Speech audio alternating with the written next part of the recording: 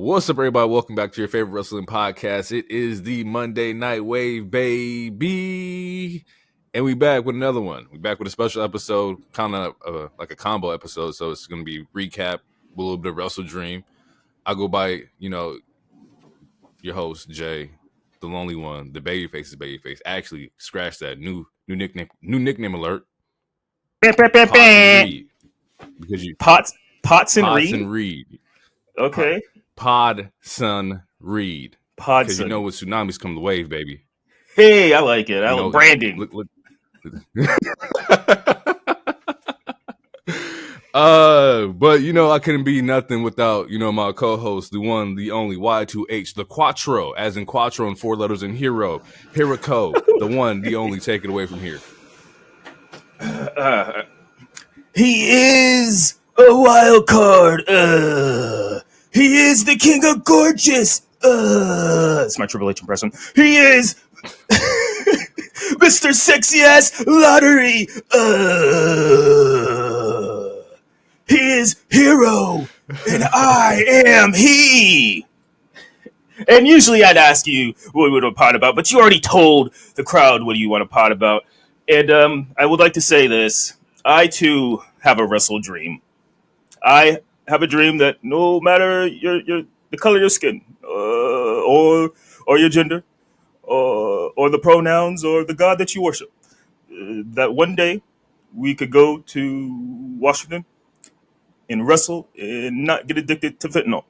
Now, me, I like a good Merlot. I like a good Cabernet. And like Peter Parker, I like a little Mary Jane. The sticky for the icky. I had to get that out. All right. 2 impressions in the first 3 minutes. We're going to have a great show today. Oh, it's great. It's great. It's great. First off, I thought you was Ludwig. I was waiting for the ladies and gentlemen. I was like, oh, okay, Ludwig. Triple H, all right. I guess I can see that too. It's when The Rock was making fun of him. Yeah.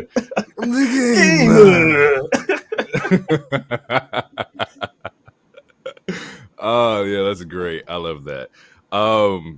We don't got a lot of news today, people, but we do got a lot of wrestling to talk about. A lot of drama, a lot of cinema, if you will, if you would like to say. But before we get into that small little part of the news section, we want to talk about real quick is that Fox Sports Mexico have announced that they have acquired multi-regional broadcasts to the rights of AEW. The deal includes Dynamite, Rampage, Collision, pay-per-views, along with an all-elite show. It's an original production that looks to be coming to them as well. The deal began yesterday at WrestleDream, and we'll talk about that on the card as well. But yes, we now have AEW rights in Mexico. This makes a lot of sense to me, judging off of how they've been working with CMLL a lot. They've been really active with the Mexican promotions, and I can only imagine just having a Dynamite match with the likes of Hologram, Mortos, Roosh. You're just getting your star people or your star Mexican talent ready for that spotlight. Yeah. Is Hologram Latino at all? I didn't know that. I have no idea. I think so. Judging off of the 2 to 3 Falls match with Mortos this weekend, that was a huge draw for the Mexican AEW or Mexico AEW deal. Gotcha. So I'm assuming he is. Okay. And they were screaming Lucha throughout the entire match. It would be kind of interesting if he wasn't Mexican and they were screaming Lucha. But we got Joaquin Wilder is part of LWO and he's Filipino or some shit. So. He's Filipino. Shout out to Dom. Isn't he Filipino? How I looked at this was that okay, well, if they got the Fox Mexico deal going on, it's only the Fox deal with them is already locked in. I would assume so. Yeah, is it safe to say that the American Fox deal is definitely in the works or pretty close to the finish line? I would say it's at least close to the finish line. The only part that's confusing to me is the part where it says it includes Rampage, because after all the deal talk came out the other week, it made it seem like Rampage was definitely going to go away. So that's the only part that I Right. find a little confusing. But other than that, it seems like they're going to do something on Fox, or maybe this was Yeah. the Fox deal. Who knows? I don't know. I don't know. I feel like we're all just kind of waiting till we get like official answers from whether it's TK or David Zalzalaf or whatever his damn name is. I don't know. Somebody. Yeah. Or Right now, we don't know what AEW's plans are. We just know that they are definitely moving in a very international light. As of lately, you know, with the whole like Australian deal, now with the Mexico deal, they're definitely trying to capitalize on like the international market, which I think is a great idea for them because they don't really have a strong base besides, you know, the UK right now and possibly New Japan, depending. I would say Japan. I'll throw Japan in there, but other than that, like that's pretty much it. Yeah. At Well. least Yeah. as far as I know. Yeah. Yeah. Same. So good. Yeah. It's looking good for them. So yeah. For sure. Let's jump into Raw real quick. We didn't take mad notes for this week's Raw, but it was the first 2 hour show of Raw, and you definitely felt that effect. Yeah. Yeah. The whole timeline, just all of the internet was like, they're so split. They're so conflicted. Like people were loving it, people were hating it. People didn't like the commercials, like how they were placed. There was a lot of commercials, Yeah, and it's like, yeah, everyone hated 3 hour Raw, and now a lot of people are hating 2 hour Raw, but there's a lot of people loving it. I don't know. I saw a lot of hate for it. So and it's like, man, when it goes back to 3 hours, don't complain when it goes back to 3 hours. Nah. That shit away from me. Nah.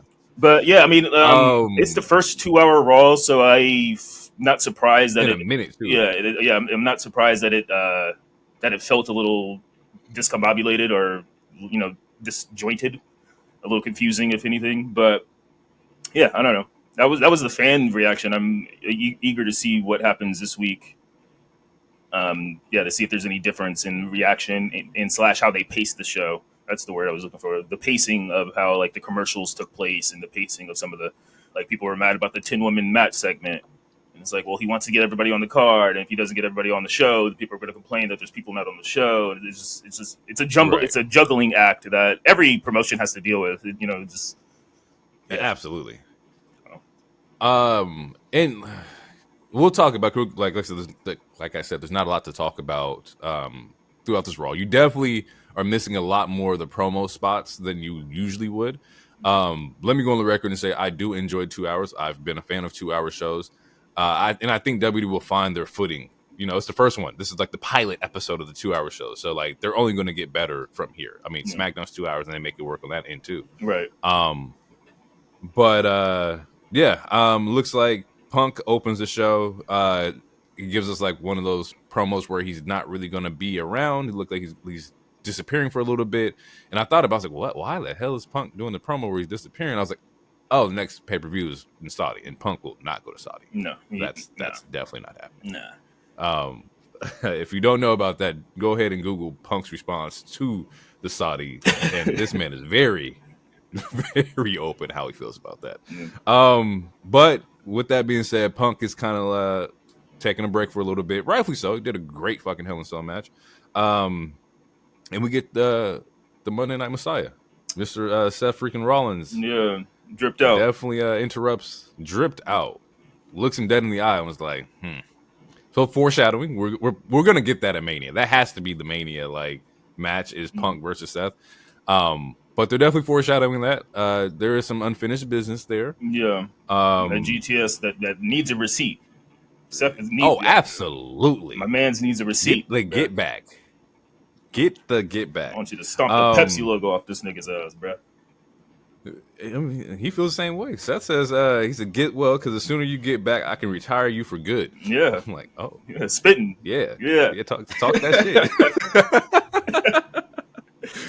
shit. Basically in this Seth promo, he's talking about, you know, targeting Bronson Reed. He says, congratulations, 6 tsunamis, and I finally know your name. And I'm like, oh, this man he's a G. He's a G, man. You want to be famous? I'll give you a little 15 minutes. Sets up the 1v1. He says, "Hey, Bronson, name a time and place. Let's do it." So we're gonna get a Bronson Reed Seth Rollins match, which I'm here for. You don't drop 6 tsunamis on a dude and think you can walk away from it. Yeah. And it's funny. I think there was an interview with Van Vliet and Bronson Reed where he's talking about 6 of them was not planned. It just kind of like happened because you're going off of like the reactions of the crowd. Yeah. And like they wanted. He said after like the 4th one, they were into it. Like the 3rd one, they're like, "Oh my god, like why is he doing this?" But after like the 4th and 5th one, he's like, "Oh, we got something here." Yeah.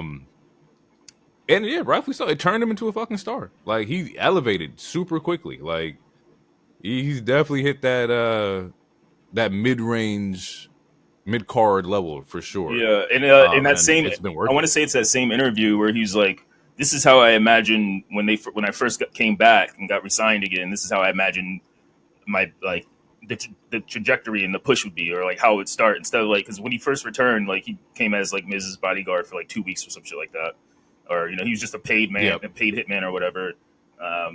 And yeah, no, in hindsight, like no, like this is how he should have returned. Like he should have returned and tsunami the shit out of somebody, or whatever. But whatever. It's all hindsight. But it's like you said, it's looking good now. He's making a name for himself on some Gambit shit, and him and Seth should have a good program. And I'm expecting Yeah. Seth to win the program, but he's definitely going to make Bronson look fucking good. Which is what Absolutely. matters. And real quick, because we talked about it last week during that Braun Strowman Bronson rematch. When we were like, he was running real funny, like really early in the match. Yeah, so apparently he tore his groin, like the first 2 minutes of that match. So get well to your groin, Mr. Strowman. Positive Absolutely. thoughts all to the groin area. Nothing but good vibes straight to that groin.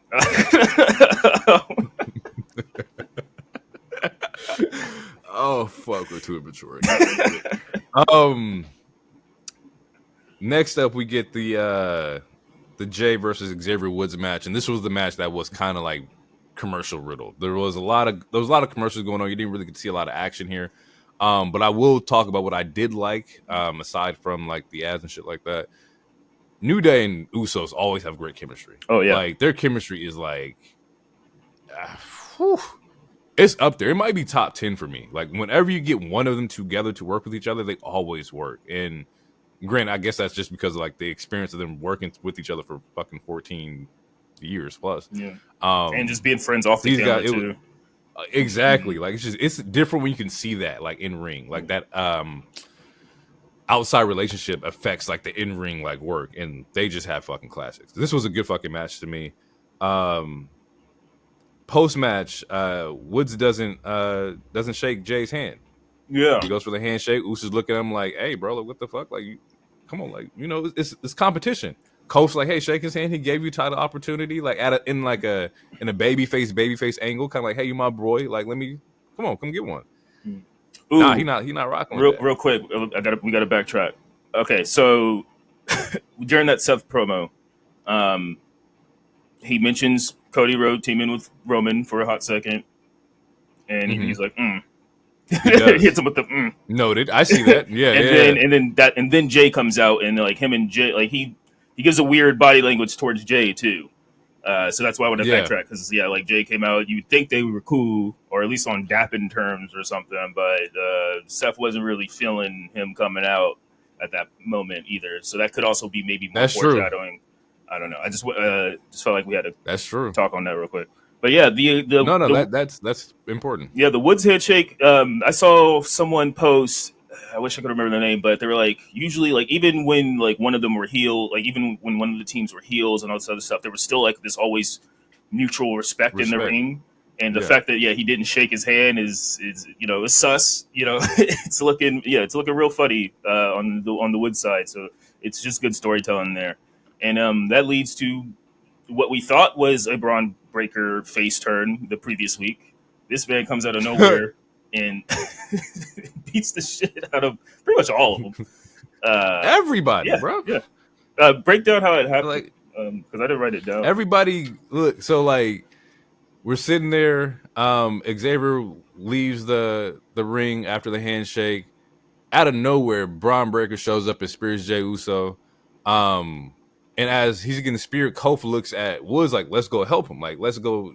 Hey, we need to help our boy.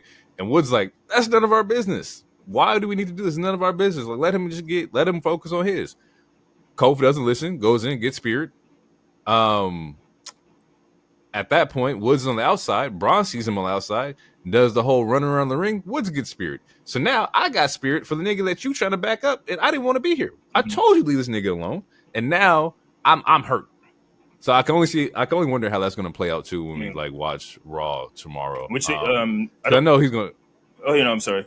I mean, there was a digital exclusive. I don't know if it was an exclusive. I don't remember if it was part of the show, but Woods was upset because Kofi's like, "Why didn't you shake his hand?" Like, he's like, "That's none of our it's none of our business." And now I got speared, and Kofi's like, "So this is what we're gonna do?" He's like, "I could have swore you said I was the QB and I was gonna run the plays." So maybe Kofi leans more towards the heel side too, or maybe there's still conflict.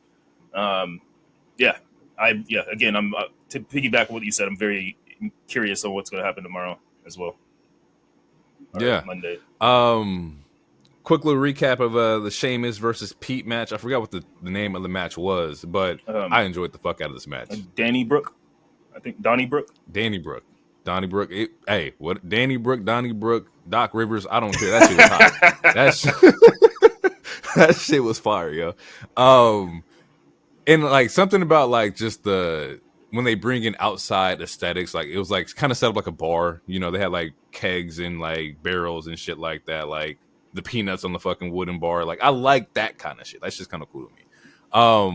And they went all out. They had a great fucking match. There was a great spot in here where Sheamus is on top of the barrels and just jumps off into the table. And I'm like, oh, they're doing everything. Yeah. And I was like thinking like, this is one of those matches that if you did this at Bad Blood, like this is one of those Bad Blood matches. And I get it. This is like kind of like the trickle down effect of, rivalries from Bad Blood, but this one definitely should have been pay-per-view worthy. I loved everything about this. Yeah, a fire match. I think the wrong person won, but that's neither here nor there, I guess. I think Pete should have won that feud.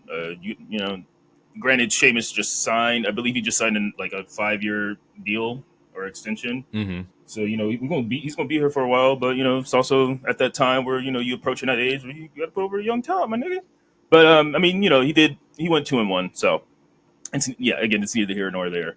I would like to say though, before we move on, if someone could make a meme of Loner with that LeBron with the cigarette saying Donnie Brooke, Danny Brooke, Doc Rivers, I don't care, but shit was fire, I would be greatly appreciated. I'll make that my AVI. That shit is hilarious. Oh, yeah. They balled out. I don't think their feud's over. I think they still got one more in them. They'll probably squeeze one more match out of Sheamus and Pete. Oh yeah, because this was that was the second match technically, huh? Technically, yeah. Okay, yeah. So yeah, they get the rubber match then, but but they already did a stipulation, so I don't know. Yeah, I don't know where you go from here. Yeah, exactly. I have no idea where you go from here. I feel like now you have to fight in a bar. I would like that. Which I don't think we've seen that for a while. I think Drew and Sheamus did, maybe it was Sheamus and Cesaro, Claudio. I don't know, but a bar fight would be dope. Yeah, I'm here for it. Quick touch on the Pure Fusion Holy Union versus Zelina, Lyra, Nat, and EDM. I'm not gonna lie to you. I felt like the 2-hour time slot hit them the most. This is where you really saw the effect of it. Not only did this feel kind of like what's the term I'm looking for? It's the casserole match. You just do everything you had inside this and just like, oh, go have a match. Nothing really made any sense to me. None of the feuds make any sense to me. Yeah. They cut the girls' entrances. Everybody came out to Nat's theme. It was just like, you already can't do that when people are not interested in said like talent, So I feel like they definitely got like hit the most when it came to this match. Still was a pretty solid match. Zelina took a really brutal knee from Sonya. I don't know if she's seen it coming. I don't know if it was the angle which way this motherfucker hit, but she got hit hella fucking hard in this match. So hopefully, next week we can kind of like get more I don't know, not a thread, but just Yeah, I don't they know. got to work on the pacing and shit. Because There you like go. we talked about last week, where it's like SmackDown handles the women's mid card feuds, and then Raw kind of does the women's tag stuff. But yeah, now that they're 2 hours, they just got to figure out the pacing. Because at the end of the day, like granted, it's you could argue it's cheap. Like, oh, you just wanted to make sure women were on the card, so let's just put them all on the just the way so that everyone can get time, everyone gets a paycheck, and also people don't complain about no women be on the show type of thing. But then Hmm. in doing so, we have this where it's like it's just 10 motherfuckers in one entrance song, and you like it just it feels jumbled, it feels messy, um, Yeah. and it's just one of those things where on either show, on every show, every promotion, sometimes you have to realize you might not be on the show this week, and that's okay as long as like you don't get forgotten. It's fine, and you like you got to put stories on the show because that's what's going to get the people watching the show, not just throwing a match. Just well, now it sounds like I'm throwing shots, but as far as Raw goes, just like having this, just throwing a match to throw a match just so that people are on the show, so you don't get Twitter backlash, is not the way to book it, at least in my opinion. So, but again, I Hmm. feel like we talk like we'll probably say this again in the show, but they're trying to find their footing with the 2 hours, and the Raw and SmackDown are very different. You can't just copy and paste what SmackDown does and put it on Raw. It yeah, they just got to figure out their own pacing. Absolutely, I agree. Um, Main event was Sammy versus Gunther. This one was also riddled with a lot of like ads and whatnot. Still a very enjoyable match. They definitely fucking went all out. Uh, my only two notes from this was Sammy's resiliency is like off the charts. Like he's like when he powers up and the kip ups and all that, like I like it. He's been doing it for a while, but in this match in particular, I was like, oh, okay, I see what they're going with here, and I like what they did. Um, and the resiliency is all great and fine and dandy until you get hit with that sleeper. Yeah, I yeah. don't care how strong you think You you know are. that anime shit can only work for so Everybody go to long. sleep. Yeah, Yeah. everybody go night night. Night night. But Because yeah, he had two powerbomb spots in this match where he took the second powerbomb, he went for the pin, kicked out at the one, and like there's this panel of like Gunther in the back hanging on the ropes, like what the fuck is this dude made out of? And then at that point he was like, okay, I see you kipping up. You're not paying attention to me. Night night, nigga. Go to sleep. yep. And he ends up winning by putting Sam to sleep. Um, I like it. Like I don't have anything negative to say about that match at all. We all know that Gunther's a phenomenal performer. We see what they're doing with Sami Zayn, Mm. and like his growth as far as like mid card to main event level talent, and I'm all for it. I guess the elephant in the room is like, is there ever going to be a chance where we do see Sami Zayn as world champion? Yeah, I think before 2026.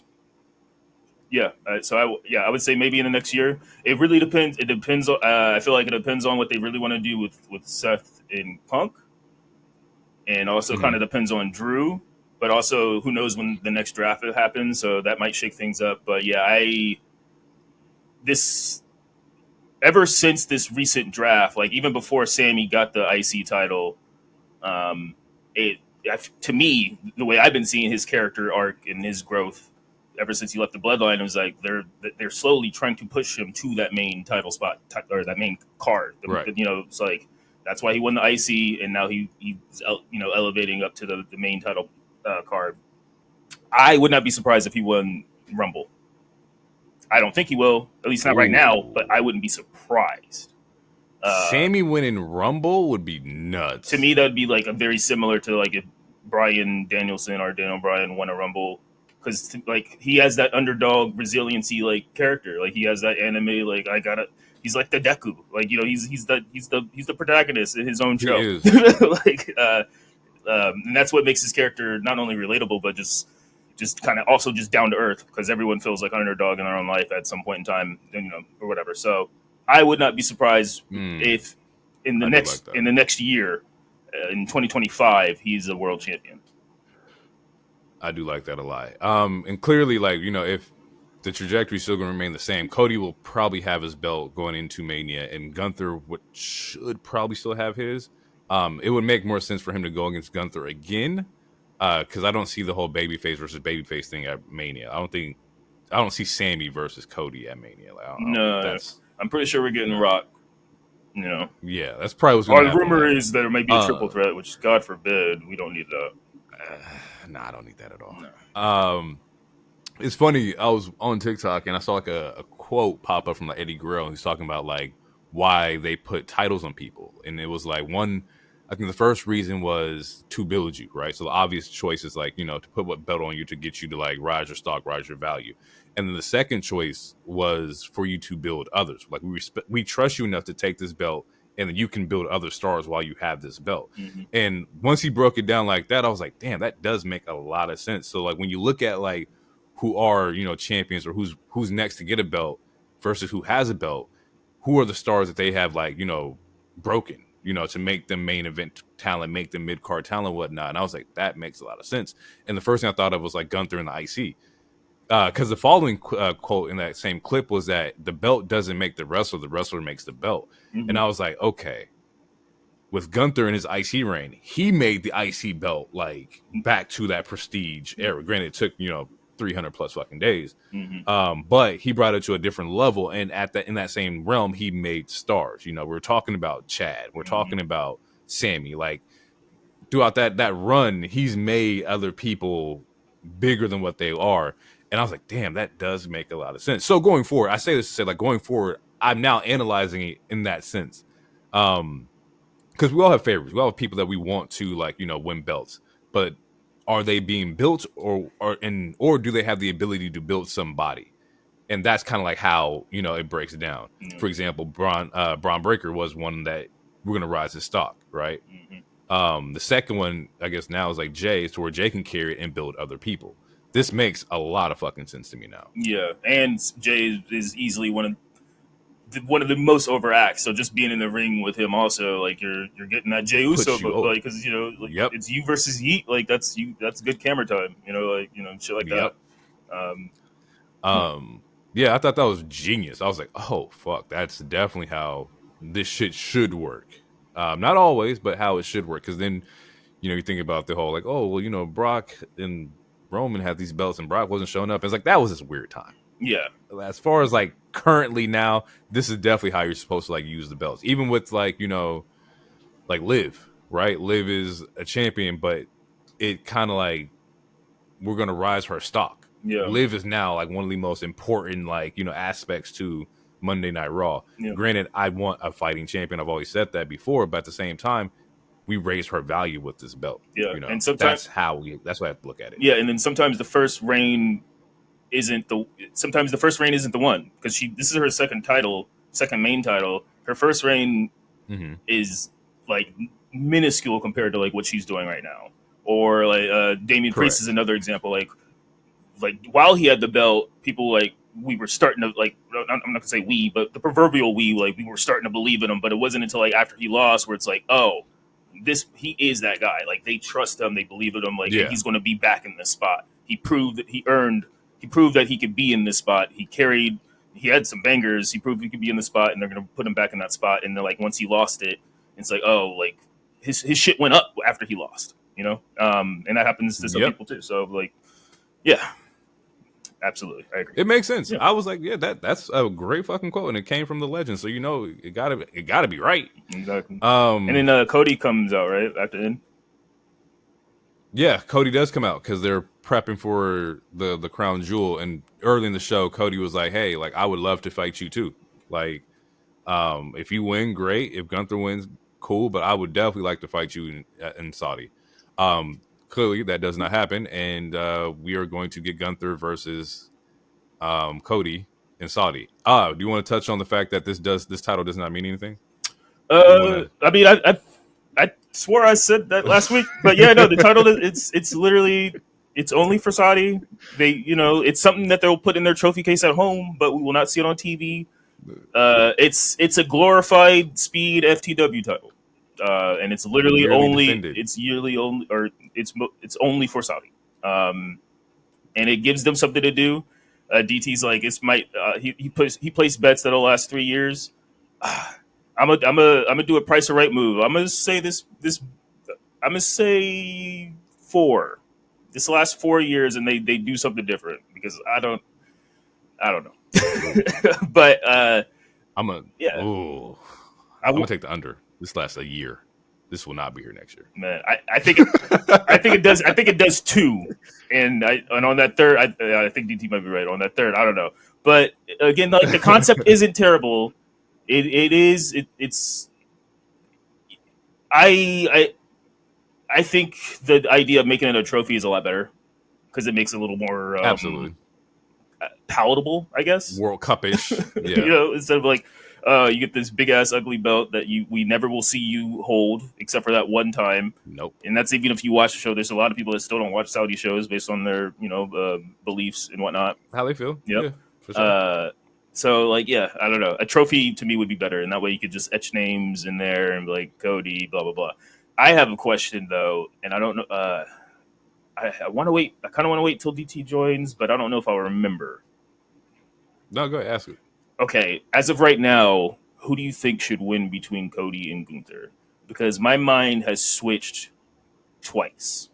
At first, I was like, Gunther should win. It's not going to hurt Cody if he loses or anything. But after watching this SmackDown and what happens on SmackDown, I think Cody should win because it will make Randy turn it on him even more justified eventually. Because Randy fought Gunther twice and lost. If Cody beats Gunther, that's another reason to dislike you, especially with the KO stuff. So that's why, like, after watching SmackDown, I was like, oh man, maybe Cody should win. Because you could plant seeds with the, but then again, he's still kind of semi tied to the bloodline. So if he lost due to like some DQ shit, I guess I don't know. But yeah, that's where my mind was going. I'm going Gunther, because I think that it makes sense for the ring general, Mr. Like international, to win the international like belt, and also in the aspect like I think that Cody should probably lose due to like interference by like KO. KO still clearly fucking hurt, clearly betrayed, and so we're gonna see a KO spaz out, and I think that you'll probably see that in Saudi. Gunther could use the but also too. I like the idea. That's what I like the idea of Gunther having one over Cody, like because they're gonna clash again in a. I don't want to say in a real pay-per-view because that sounds disrespectful, but like they're going to clash at some point down the line outside of the Saudi show, and I want that to have like some kind of weight to it, to where like, what happened last time? Like I beat you last time, that kind of thing. Yeah. To where if Cody wins against Gunther now, like there is no reason for you to run it back. And I don't really see Gunther doing a babyface redemption arc, like where he's like, I'm going to get my lick back. Like, I don't see that at all. Yeah. Like, Ring General should probably come out winning this one for sure. Okay, yeah. No, I see that. I see that. So SmackDown, right? Let's jump into SmackDown. Right. Yeah, so Jimmy opens the show. Crazy pop. Love that for Jimmy. Big pop.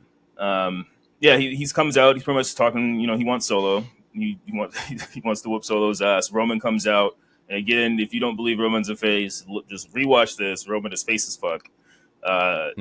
Almost doing, not that because he's done this as a heel too, but almost doing a stand-up routine damn near, just like the way he does his crowd work and the way I don't know, he looks at the camera. It feels very... I wouldn't be surprised if he does, start doing movies for sure. But yeah, Roman comes out. He acknowledges Big Jim. And you get a crazy pop from that, and you get like really good facial expressions. And instead of he says a lot of we's. Like he's changing his like the way he talks, or he's changing how he talks. Essentially, is like it's not. He's humbling himself a little bit. Jimmy made a big play. Jimmy made the right play, and now it's like he acknowledges him, and it's like he's starting to come down from that king high that he had over the last 4 years. And Jimmy says though, we need Jay, and Roman says no yeet, because crowd goes crazy. Crowd screaming yeet, and he looks at the crowd like, oh, y'all fucking tripping. No yeet. I like that they acknowledge that early. I like that we're not like thinking about, oh man, how does he feel about Jay? Like Yeah. No. Which No. Yeah, which that I don't threads care how to down bad we are. which that threads to the end of the show. And we talked about this 2 weeks ago, I think. And so far, it's slightly playing like they have because it's in November, so they still have some time to make this all make sense. And but we'll talk about it at the end Yeah. of SmackDown. So yeah, after that we get LA Knight versus Carmelo for the United States. It was a pretty good fucking match. There was some really good BTF counters that Melo did that I had to write down and highlight just because like they were he did two different counters to the BFT and I said BTF BFT. That I don't know. To me, they were cool as shit.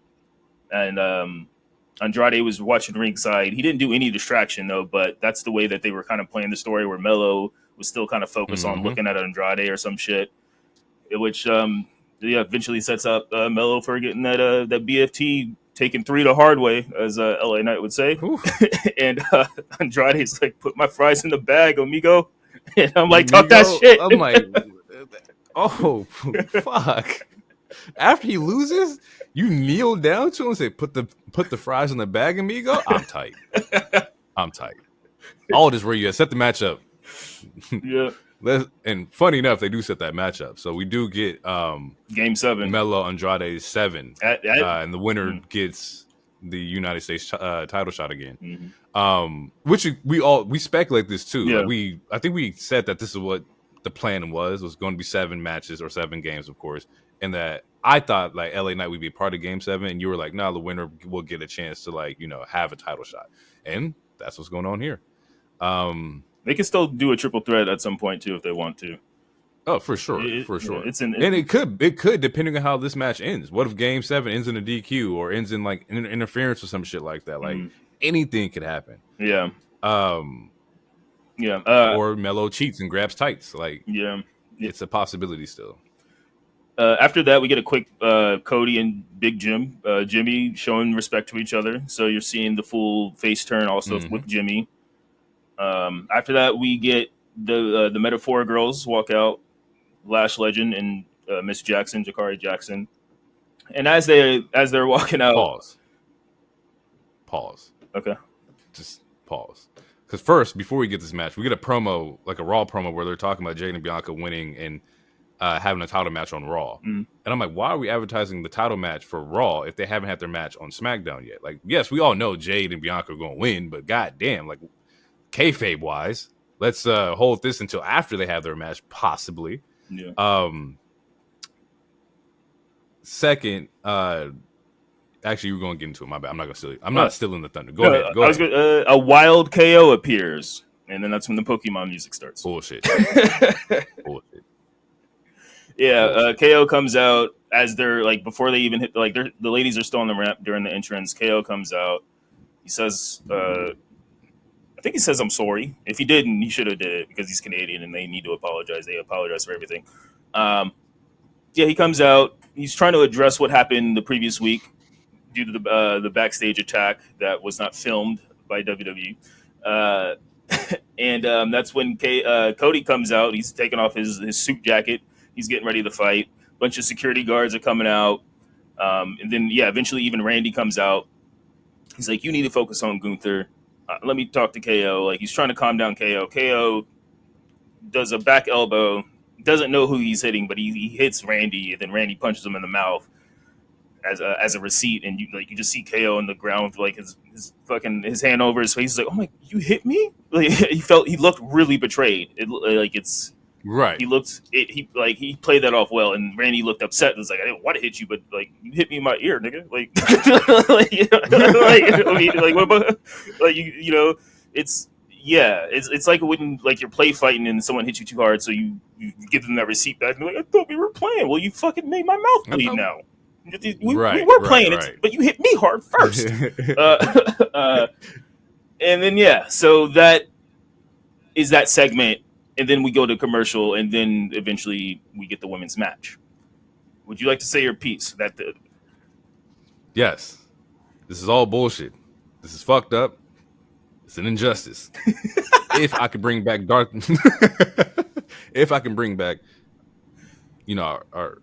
other host, Dr. Martin Luther King, who was here at the beginning, to talk about how this was an injustice to these black women. God damn it, I would Ghost greatly Rider. Hold on. appreciate it.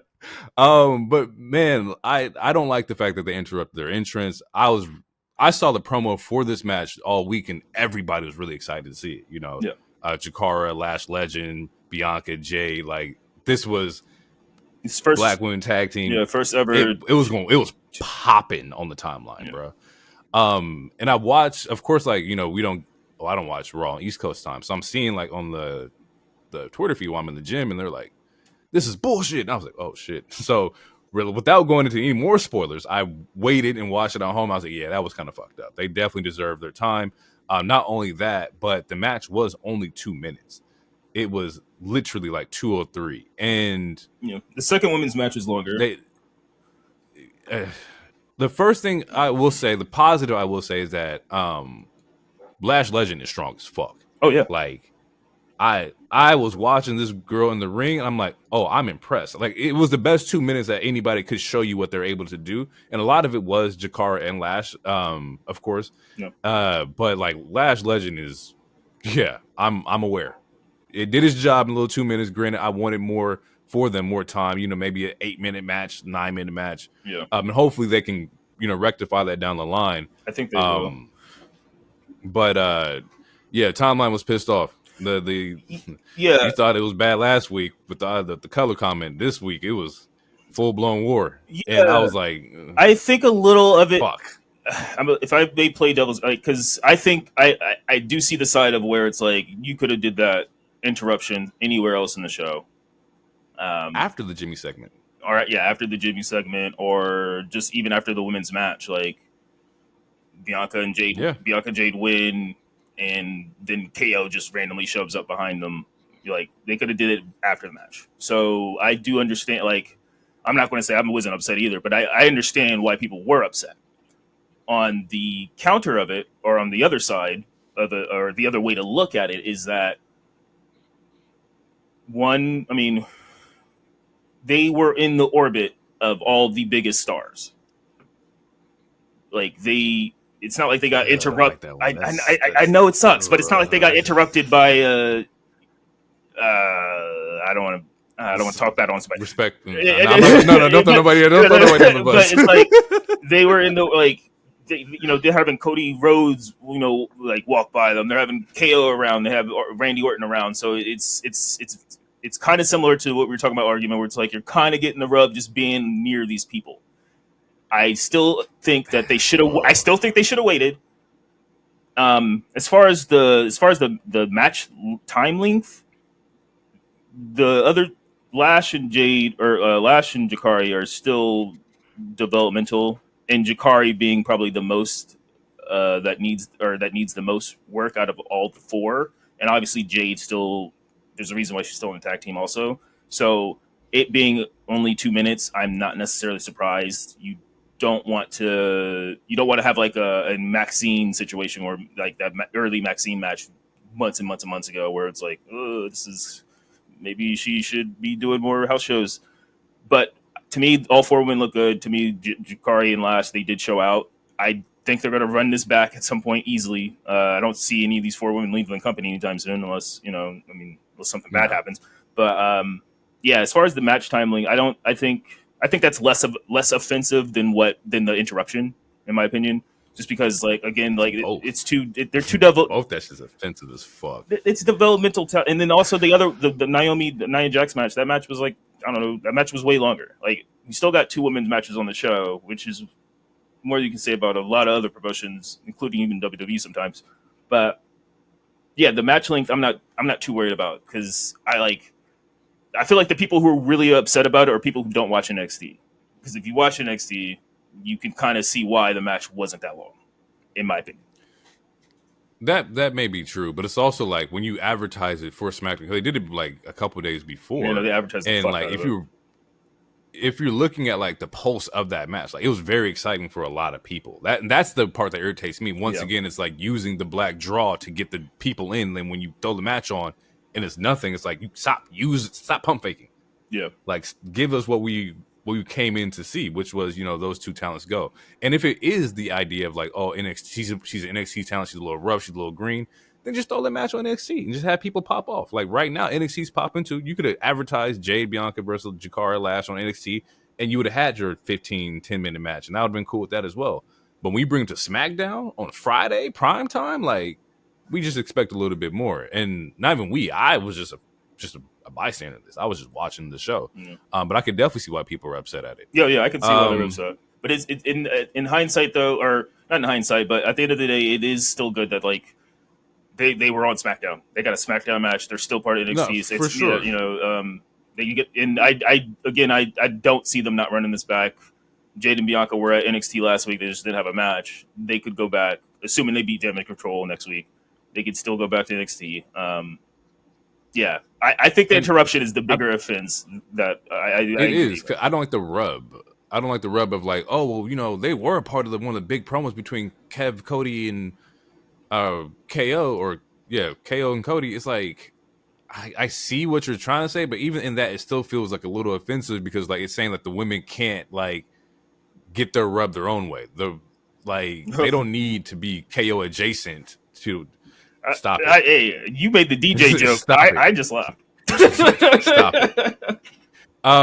It's just saying that like I don't want them to think that like you need to be around the bigger superstars to like pop off, and that's definitely not the case. Yeah, no, I mean just being around Bianca. They don't need no men talent to make them better. Yeah, no, or make people pay attention. Yeah, no, just being around Bianca or just being in that orbit is Bianca is big enough of a. That's what I'm saying. Yeah, no, I feel it. Well, we got the so yeah after that, or not Liv, but the Naomi Nia match, right? Yeah. So yeah, Randy. Okay, real quick before that match, I think it was commentary. So it was like during that KO, like after the KO interruption. So after the women's match, you find out that KO was suspended and fined at his attack at Bad Blood, which is the first time that they mentioned that at all. So I thought that was an interesting thing to like, because it was like, what is Kevin Owens even doing here? And it's like, well, he works on the show. He's part of the SmackDown roster. But like, so it never came out on Twitter or anything that he was fine. Like, so that was a nice little interesting thing. Like, they're being the way that they're doing certain stuff they're being very meta about it, and also at the same time it's not always just super in your face. It's kind of like, again, like with the Bad Blood phone thing, and then they just released something today of the footage of Kevin attacking somebody else, which we're about to get into. But yeah, Randy and Aldis are asking Cody to leave, focus on your match with Gunther. I'm going to handle Kevin, is pretty much what RKO says. And you can see, and Aldis is like, man, you of all people being the mediator, being the voice of reason. Who would have thought? Also, if you guys hear a woman screaming in the background, my wife is watching the Packers game. Just FYI. I just heard a Ric Flair woo in the back, and I'm like, oh fuck. Yeah, but then after that, we get Nia and Tiffany in the ring, and Nia is being a bully, and like she puts Tiffany damn near in a headlock. It's like, but it's Tiffy time, and she's going to do this. Isn't that right, Tiffy? Yeah, she definitely had her in a headlock. I was like, God damn. Yeah, and like, that shit was stiff. Yeah. It's like it's like if Friday After Next when they went to hug Damon. God damn, bro. Start your press. Start, nigga. Get your titty out my chin. Oh, fuck, yeah. But yeah, I gotta watch that. Nia highly suggests that during this Saudi match that you are going to cash in on Liv after I annihilate her. Mm-hmm. So that's setting up that. Then Naomi comes out. Naomi, I've been calling her Naomi this whole time. Is it Naomi or Naomi? I was saying Naomi. They say Naomi. Damn, I've been saying her name wrong. I'm sorry, sis. So Naomi comes out talking cash glow shit, talking cash shit. And it sets up a match between her and Nia, which you think at first is going to be for the title, but then after Liv, Raquel, and Dominic come out of nowhere and be like, we're gonna watch this shit because I can't wait to see you lose, and you're also gonna lose at Saudi. So then, Big pop for Liv too. yeah, Big pop. Liv was popping on SmackDown. yeah, and Dom and Big Mommy Cool was there. Big Mommy Cool is fucking funny. Yeah, so it sets up the match and it goes to commercial, and then after it comes back to commercial, you're like, oh, this is non-title. And it's like, okay, but wait, it was non-title? Yeah, it was non-title. Oh, I guess but I didn't know they advertised it as that. Well, I guess that does make sense. Just based on the way that the promo was happening, it kind of made it seem like it was going to be for the title, and then the interruption happens, and then we go to a commercial, and then they're like, well, one of the announcers like, it's a non-title match, but if Naomi wins, this could set her up for. Essentially, it was a goddamn eliminator match. Essentially, if this was AEW, this was an eliminator, a title eliminator, or whatever the fuck it's called. But yeah, it was a good match. Both women were working. Naomi obviously she's literally like a Swiss Army knife of moves. Like she's easily one of male or female, male, woman, whatever the fuck. She's easily one of the most innovative wrestlers in any promotion, in my opinion. Like her moveset, like without being a luchador, right, without being like a full Osprey or Ricochet, like she is extremely innovative. Like she busts out a new move almost every match, and it's just I don't know. She looks cool when she does it. You know what? The fact that you said that, and maybe it could have been when you said Swiss, but like she's kind of like the Cesaro of like wrestling. It's like the women's division. Like you can be placed in so many different aspects. You have a great fucking moveset. You're really fucking strong.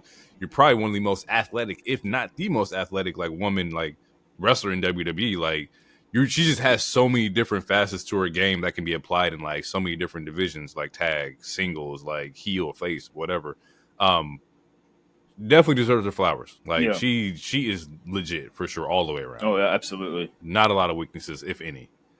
Yeah, no, because she's a pretty good promo. The only time she's not great is when she does a promo after she dances for like 3 minutes. It's like do the promo that's first. That's fair though. Yeah, it's like do the promo first. But yeah, Naomi wins in a really good ass match. Naomi wins. Buckle bomb. Mm-hmm. A nice buckle bomb due to distraction because Tiffy gets knocked out by Naomi. Then Big Mommy Cool distracts the ref while Liv fucks with Nia, which sets up the powerbomb spot. And Naomi wins. So that gives her So essentially, she is going to get a title shot after Saudi. So probably Survivor Series or the SmackDown before Survivor Series, knowing how. I can see that. Knowing how PLEs work, it's going to be 5 matches. We're going to get 2 War Games matches. That's going to be an hour and a half alone, just those 2 matches. Easy. So but we'll get at least one women's title match. So I wouldn't be surprised. It might be honestly, it'd probably be Naomi and Nia on it. Okay. Question. If at Survivor Series it's Nia versus Naomi, Tiffy still has a briefcase. Naomi wins against Nia, and then Tiffy cashes on Naomi. Are we upset? I would be, and I know for sure the timeline would blow up. You want to talk about talking about Black Injustice, bro? I honestly, I wouldn't even open the app.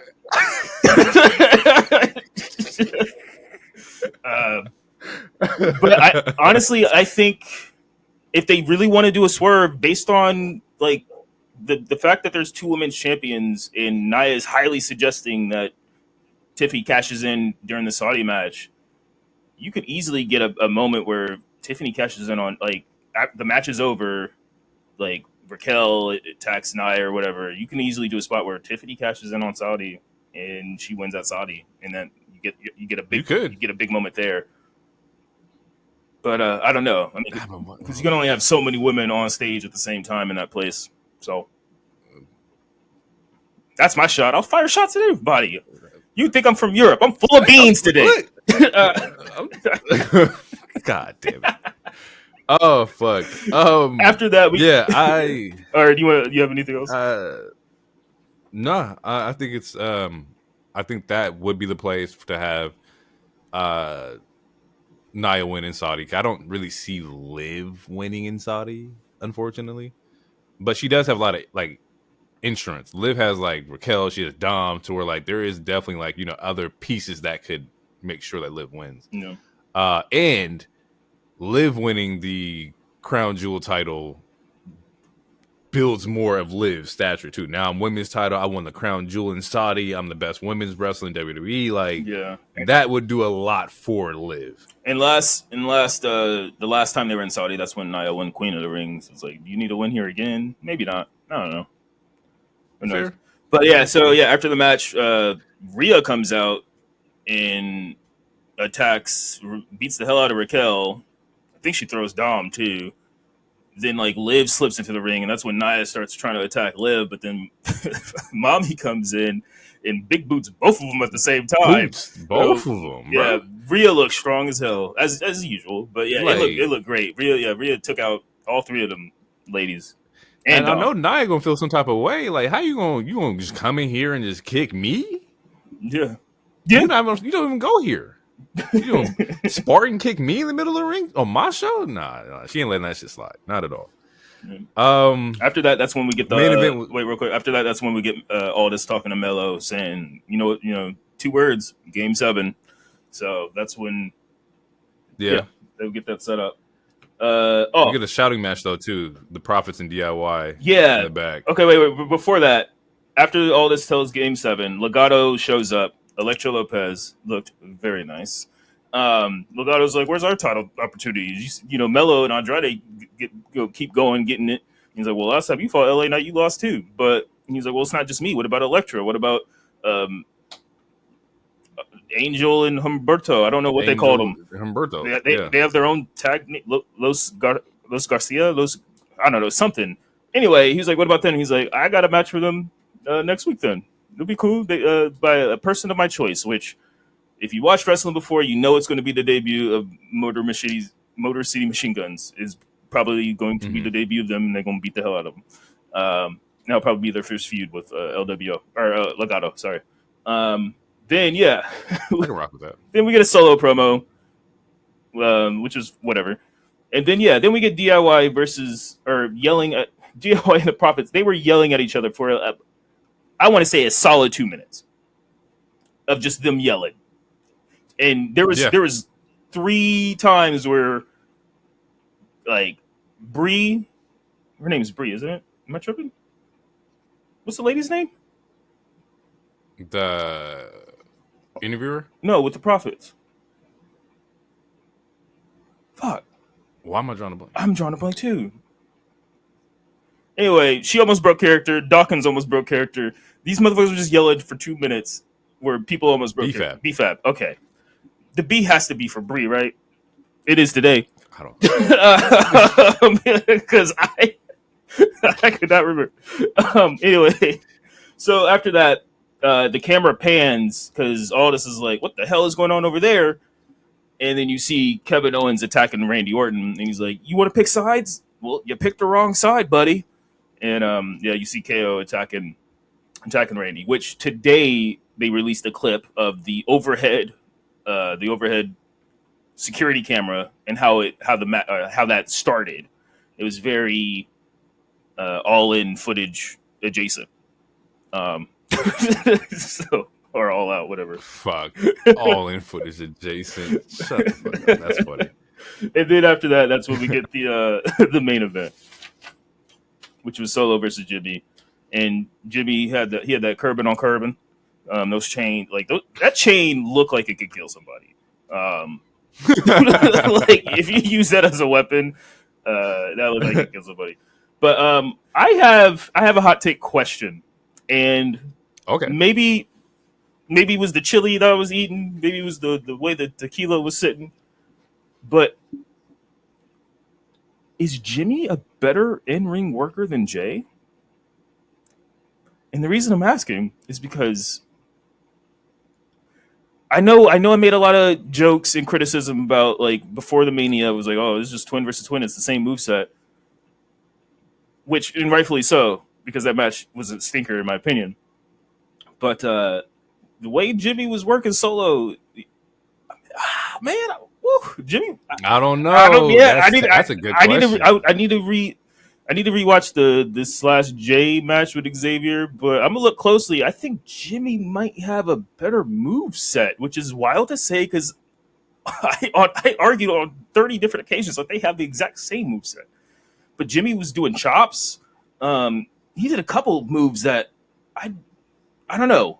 It's the reason I'm like it's the reason I'm asking this, and we have to come back to it, is because now that Jimmy is a face, he's going to be winning a lot, even though he does lose this match. Spoiler: he is going to be winning a lot more eventually, and since he's going to be winning more, that means he's going to be booked a little bit differently, and as far as like the way the match is paced, and I think it's something that we don't need to pay attention to it, but as an insider thing, we should pay attention to it. See, but here's my take: is that like I think that like prior to them splitting up, when I was watching the Usos and them do their tag teams and them on their runs prior to like Bloodline, the main attraction was Jimmy and not Jay. And I don't know if that was because of like the charisma that Jimmy had and like his movesets. I don't know what made me pay attention to the Usos and be like, oh no, Jimmy is the one.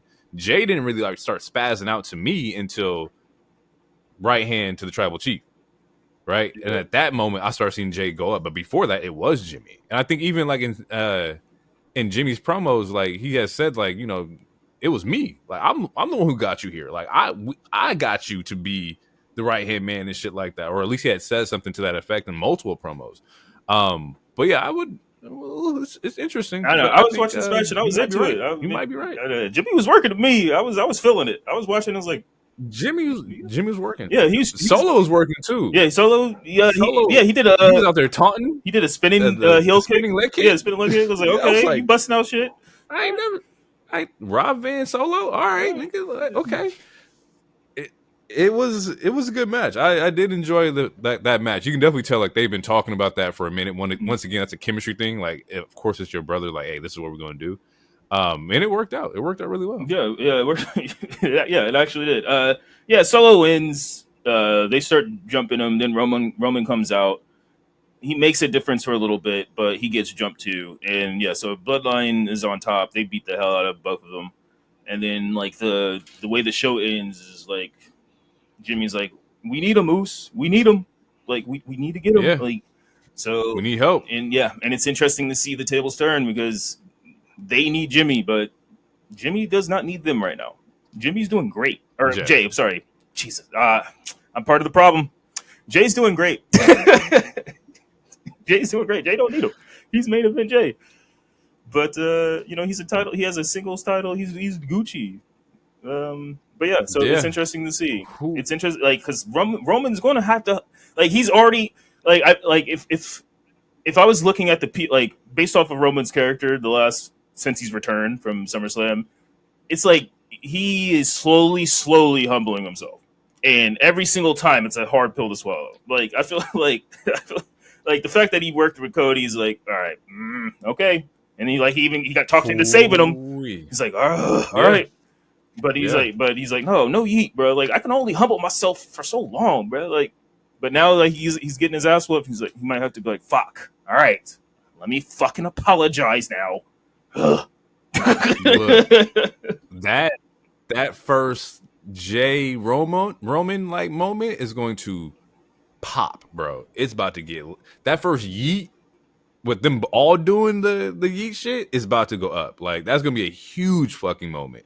I don't know when they do it or how it's gonna happen, but the first time they cross over and it's like Jay comes out to save Roman and Jimmy, like, it's going to be crack. Question though is that, do you get Jay before you get Sammy, hypothetically, or do you go like, hey, we gotta go get Wise Man, then Sammy Jay, or Jay Sammy? Like, who would be the next in the group that you would try to, like, acquire? I'm assuming that Jay would be last. Okay, because he's the one, like you say, I don't need y'all. So, like, when we first talked about it, the way I had it set, or the way I fantasy booked it, is that, like, you slowly go to Jay, and Jay only says yes if Sammy comes with him. But now, like, based off the question now, and having, some weeks ahead, like, afterwards, if they got Sammy first, that might make Jay more inclined to want to do it. So I if agree. so, I wouldn't be so like now like the way that you worded it, like I wouldn't be surprised like if they got Sammy first, like you were like if they went to Jay and he's like nah, like he instantly says no, he shuts him down, he doesn't even want to talk to Roman, and they're like fuck, well that didn't work. Let's go to Sammy first. Sammy's the only one that could probably convince him. I could see that happening as well. Honestly, I could see either story happening where it's like Jay's like I'm only doing it if Sammy does it, or if they get Sammy first, and then like they talk Sammy into getting Jay, and Jay's like, "Fine, since you're doing it, Sammy, then I'll do it." Also, I can see either way playing out. Yeah. That was SmackDown. We're gonna take a quick little break, and then we're gonna jump into the pay-per-view this week. WrestleDream out in Tacoma. But yeah, we'll be right back after the break.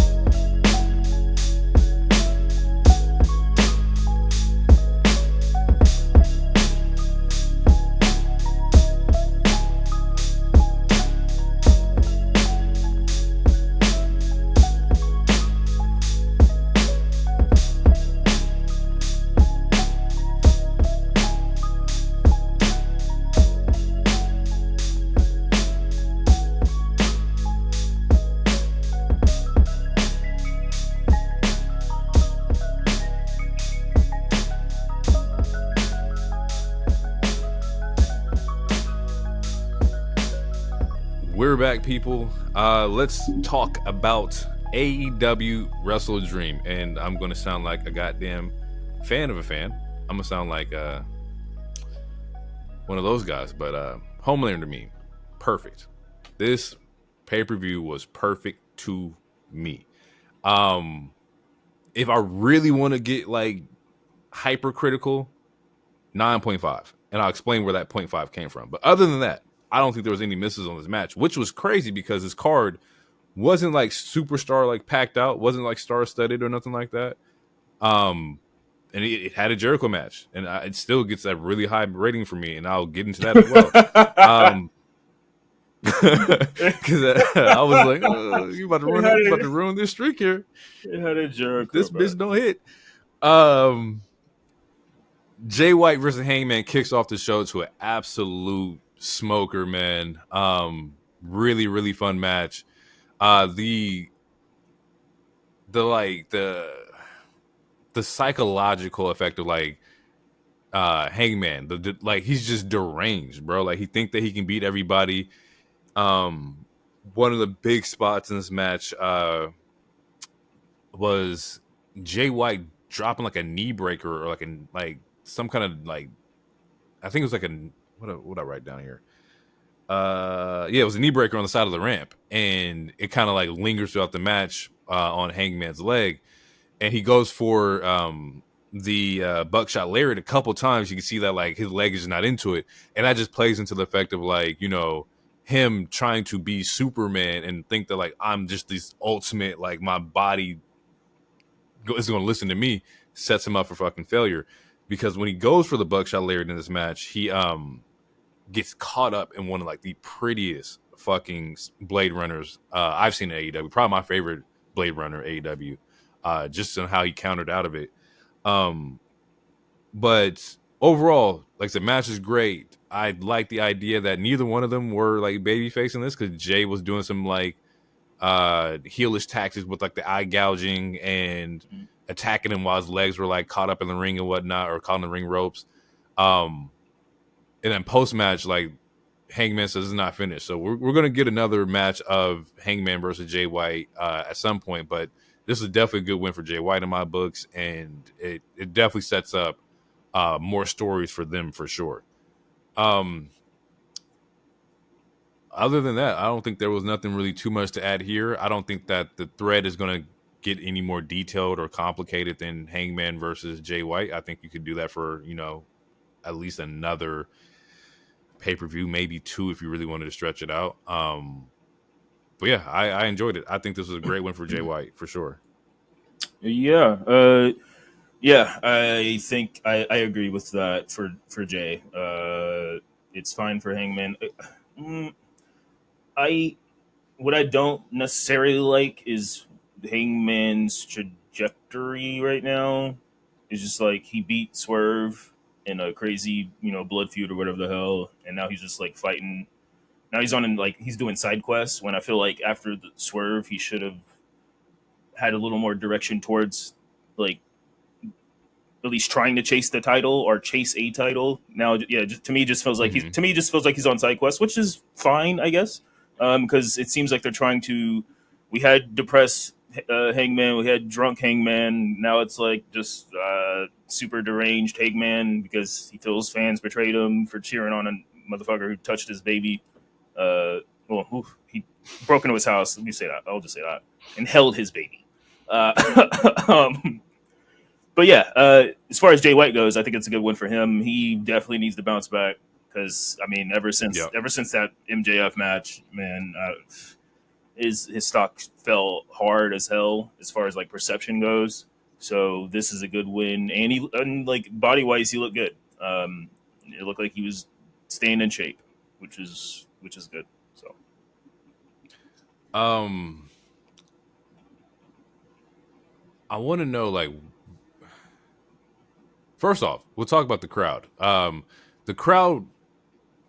It's funny because you're in Tacoma, which is, the Swerve like hometown and whatnot, but that crowd was definitely 50-50. And from what I was reading, it was like that the last time they came to Tacoma too, where it wasn't like 100% Swerve. But there was a lot of cowboy shits in that crowd chanting. So there's a lot of people in Tacoma who feel the same way as you do, my friend, and fuck Swerve. Yeah. There's a lot of people that that was like, there were some people who had the house being burnt. It was like he deserved it. Like there's signs. It's like, yes, burn his house down. He should have did more. The fact that Swerve even showed back up and Hangman didn't immediately hit him with a car, it's detriment to his character. And speaking of Swerve, which we'll get into, this nigga's outfit is atrocious. I just don't understand. It was a little interesting. Interesting. I ain't gonna lie. When you said he couldn't dress This time around, I was like, all right, I might be with you. I don't know what he got on. He got that shit on, but you might be right. Yeah. Oh man. But yeah, Fox work. Um, And also, I mean, it is also Darby slash Daniel hometown it's ish as true. well, which I feel like we do We'll get into see. Yeah, that. Oh we'll my get into god, we'll get into that. That shit is fucking great. Jack Perry versus Shibata for the TNT Championship match. Quick little notes about this one. Jack trying to go chop for chop with Shibata is a mistake. You never go chop for chop with somebody from New Japan. You're going to lose that 100 times out of 100. Shibata was getting Jack's ass, and it leads into like a couple like tweets and shit that I've seen is that like, is Jack Perry's TNT title reign mid? Like, is it like you're not really like doing too much? You're not like, people are waning on the idea of him being TNT champion. And so I beg to like ask the question I asked earlier is like, is he building himself or is he building other talent with this belt? neither. Are we trying to build Jack Perry? Like, They're trying to. and I think you're right. They're trying to build. They're trying to it is build Jack neither. Perry. They've been trying to build him because he's one of the pillars or whatever. But it's I don't know. It's not working. His character currently is still based off of a nigga who's not even in this company. He looks like he weighs $110. He does it. His promos are not good, and he personally, like on multiple occasions, said he doesn't like promos. He doesn't want to work on them. So I don't know, but yeah, it's not working. Like you can see what they were trying to do, and you can't fault them for trying. Like it's what they should like. What they're doing with Jack is what they should be doing with a Daniel Garcia or a Ricky Starks or a Hook. Yes, but yeah, it's just it's yeah, I would say it's mid, but at least he is defending the title. Like, at least he's not like he's still a chicken shit ish heel, but he's at least defending it. But Right. it's weird because he's chicken shit sort of, but also they're trying to make him super badass to where it's like I don't care if I get set on fire. Where it's but it's like, dude, you look like you work at Sephora. I feel like you would care if you got set on fire. So I don't know. I say that because like he does instigate his challenges. Like, for example, this past week on Dynamite, Shibata like challenges him for a title shot, and he like tells him no, and then walks off, and then he comes back, he just attacks him, right? Or I think maybe it was the week before. Yeah. And so he is antagonizing his like opponents, but when you get in the ring, he's always getting in the ring with people who, or for at least for the title shots, he's getting in the ring with people who really can fuck you up. Like, most of the matches I talk about with Jack starts off like, man, he went out there and showed up, but like he got fucked up by Daniel. He's got fucked up by Shibata. Like, it's like you're barking up the wrong tree all the time. Like, you're the big guy who's like, I'm ready to fight whatever, but when you fight whatever, you get fucked up. So I don't know what they're planning. I don't know what that looks like. Because in this match, Shibata goes for the sleeper and Jack's out, right? But Shibata falls on his shoulders and the ref counts to 1, 2, 3 because the shoulders are pinned down. Didn't really like the finish. This is where that 0.5 comes in. This finish doesn't make any sense to me. I get it. It saves Shibata, but at the same time, it's like, this is save Shibata. Honestly, it makes Shibata. I can see why he had brain surgery. How about that? You don't just lay down and he's missing a brain, right? Or half a brain. Yeah, I know that. Okay, Yeah, and you can tell why. Why are you choking someone out and you hear the ref counting and you don't let go? And also, how are you choking someone out so good to where your both of your shoulders are on the ground? Like, how are you? And he was comfortable. He knew for a fact he was sleeping. He got cozy with the choking. He definitely got cozy for sure. But yeah, he chokes. It's an interesting way to win. Very, very interesting. He chokes him out. He ends up getting attacked by Jack when Jack regains consciousness, and he rolls out the ring. This is where the shit just turns a little crazy because Danny comes out to save Shibata, which looks like Danny's going to be the next in line to challenge for the TNT Championship, at least at the moment. Enters MJF, because MJF got unfinished business with fucking Danny after Danny tried to kill him before he went to go film Happy Gilmore. So MJF is back there attacking Danny. Says he found his diamond ring in the pawn shop in Buffalo, so he has the ring again. He also takes a shot at the Seattle Supersonics by saying, "Your bidding war was as real and as existent in 2024 as the Seattle Supersonics." And then people went fucking ballistic in there. Good cheap heat, very cheap heat, but and then he's like. Oh, we're in Seattle, and they booed even harder. He's like, oh yeah, my bad, Tacoma. Who gives a shit? Which is honestly the best line in this whole show.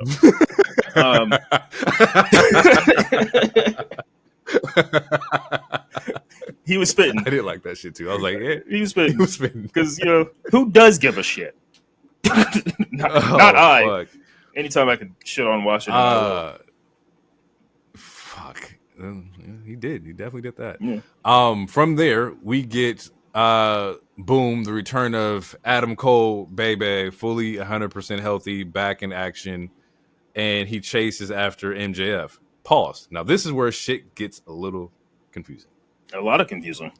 We go from Adam Cole being the devil to getting hit with a brainbuster to MJF turning heel to now Adam is now a face again. Yeah. So, which is, in his stable, the Undisputed Kingdom are still heels as well. Are still heel, and so I don't know how, what they're gonna do to fix.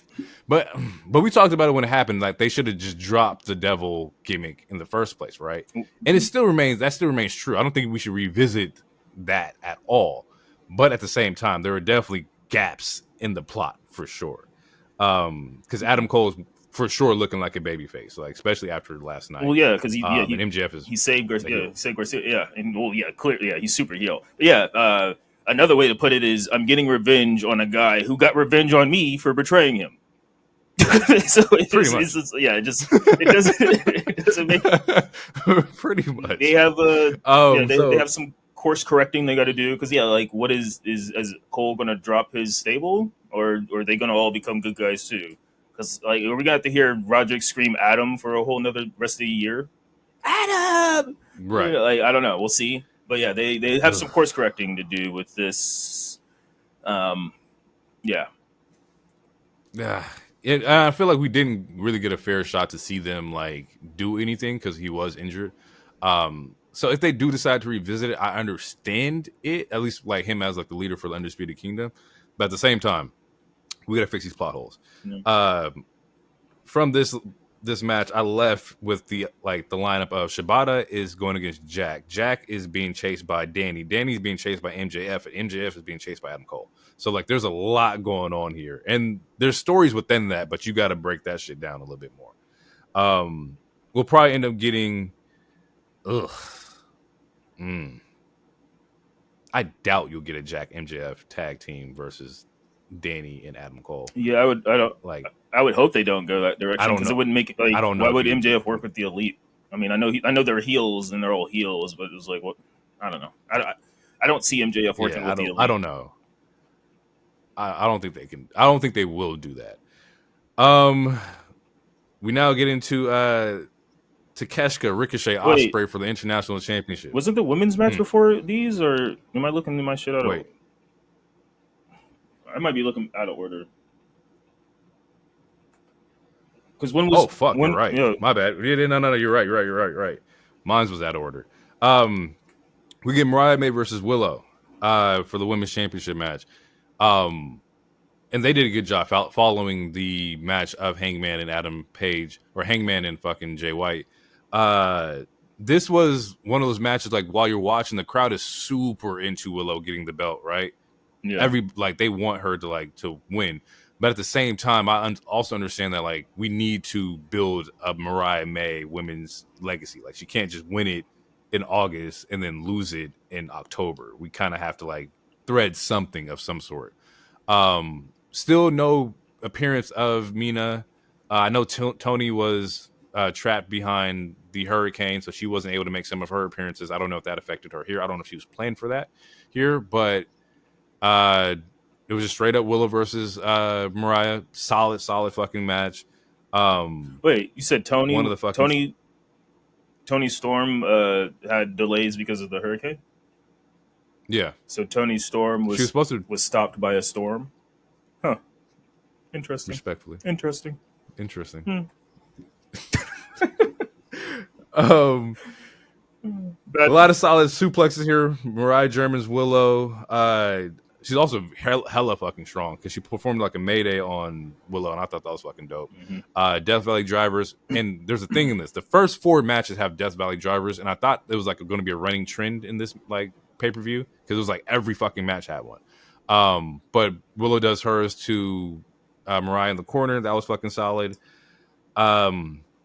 She goes for a super power bomb, which ends up getting reversed into a Hurricanrana, Frankensteiner, into a knee strike, into a Storm Zero. There you go. My bad, Frankensteiner.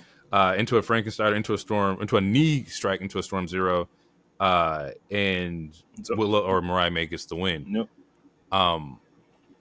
I had nothing wrong with this match. I thought the right person won. Eventually, writing is on the wall that people do want, like I said, Willow to get a not title shot, but like a reign with the women's championship. But once again, back to the question of building somebody or helping somebody build others. We're definitely building Mariah May here. This makes the most sense. Yeah. I just don't like. I don't. Plus, the big story is Mina. Yeah. Yeah. Which I know. I know. Yeah. That I know. That whole thing is weird. As far as Willow go, I mean, yeah, the right person won. And the crowd is still behind Willow. I just feel like I don't know, she's lost some big matches, so I don't even know why she got this title opportunity because she lost her last feud with Statlander. But I feel like the only reason she got it is because Statlander is injured or sidelined with something. They have not released anything. Yeah, I know. I just feel like I don't know. I feel like they could have did a different program, but it is what it is. Yeah, you're right. The right person won. There wasn't any like crazy shenanigans. It seemed pretty. Nope. Yeah, it was a straightforward match. I think one of the better matches on the card. Yeah. Shout out to both. I would like to know what the direction is with Mariah because it feels like he literally had the whole Tony Storm plan that lasted a year, and then after that it was like, well, we'll do something because we're still waiting for that celebration. And she won the title like damn near 2 months ago now at this point. 2 months ago. Yep. You know, Mina only... No, you're not wrong. Mina only showed up like one time, but Mina's been doing a lot of stuff with Tony in Japan. So, yeah, I don't know. Yep. This love triangle... And maybe that's the story thread, too, is that she's been doing more with Tony, spending more time with Tony to where when she comes back, it's like, I don't like who you become. I actually like who Tony is. And the thing is, like, Mariah's still using Storm Zero. Like, you're still using Tony's move. Like, there's still, like, resonance of, like, the story between them, too. Triple threat. Takeshita, Ricochet, Ospreay, International Championship. Heater. Fucking smoker. That flippy shit, put in my veins. That shit was great. This was kind of interesting because we first saw this match on the card. We thought that, like, you know, Ricochet was going to be the one that takes the pin in this, right? And well, I thought Ospreay was. I thought Konosuke was going to take the pin. I thought that's. Konosuke was going to take the pin. Yeah, my bad. Because I was like, you don't want to pin either one of these guys yet. But today, I thought that's why they added him. But you know, spoiler alert, I'm Team Alpha, which you know I feel like I've been very vocal about being on Team Alpha. He was part of my draft. He's been a part of a lot of my fantasy anything that we've done for questions. So yeah. Solid fucking match, bro. Like, this is one of those ones that, like, it's actually one of 2 matches that I would show, like, you know, a kid. Like, hey, like, you want to see what pro wrestling's about? Like, you're gonna see some flips, you're gonna see some tables, you're gonna see a lot of fucking action here. As far as like in ring stuff, like Konosuke was just the brute force in this. He's just the powerhouse. Like, you got the 2 flips, you got the flippy guys. You need somebody to kind of like adjust that pendulum and be the powerhouse in this. And my God, like, he was that. We get, of course, Spanish flies. We get the powerbomb to a Styles Clash from Ospreay. Ricochet gets caught in a fucking Blue Thunder Bomb. Like, there's reversals into Os Cutters. Like, it's just so much action in this match that made it really, really fucking fun to watch.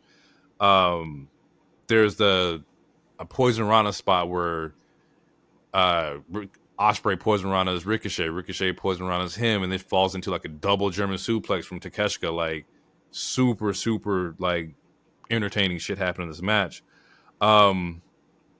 Ricochet also gets destroyed through a fucking table. I don't know what the match or what the move is called, but Stupid. obliterated. It's called stupid. Just because it looked obliterated through a fucking table. Looks scary. But it was, I don't know, but like Konosuke's very safe. Oh yeah, like, Konosuke's safe. And Ricochet's like, not a dummy.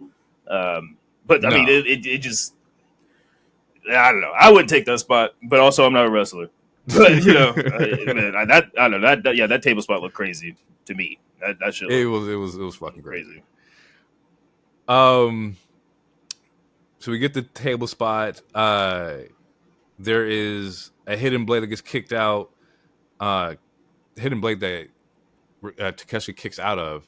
And then we see Don Callis gets involved in the match. And this is where shit starts getting interesting because he pulls the ref out on the second hidden blade.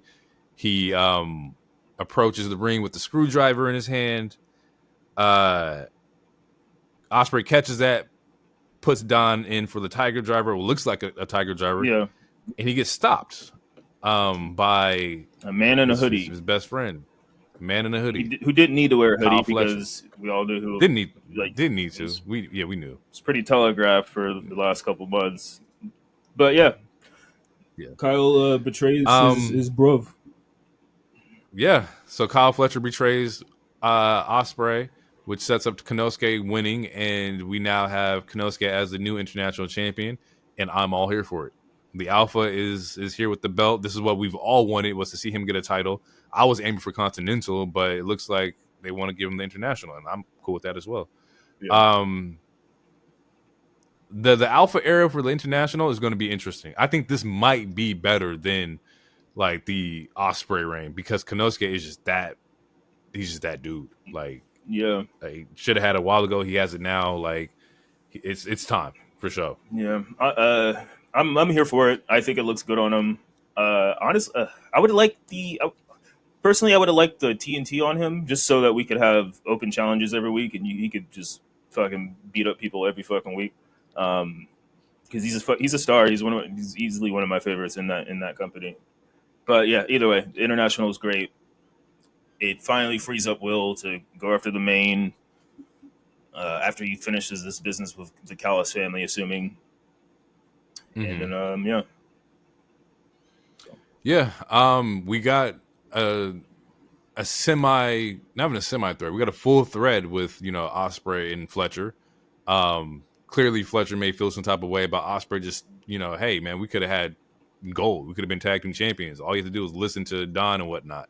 And then so we build a heel. There is the Don Callis family is now back on top. They did a trade early in the week where they traded Roosh and his team for Lance Archer.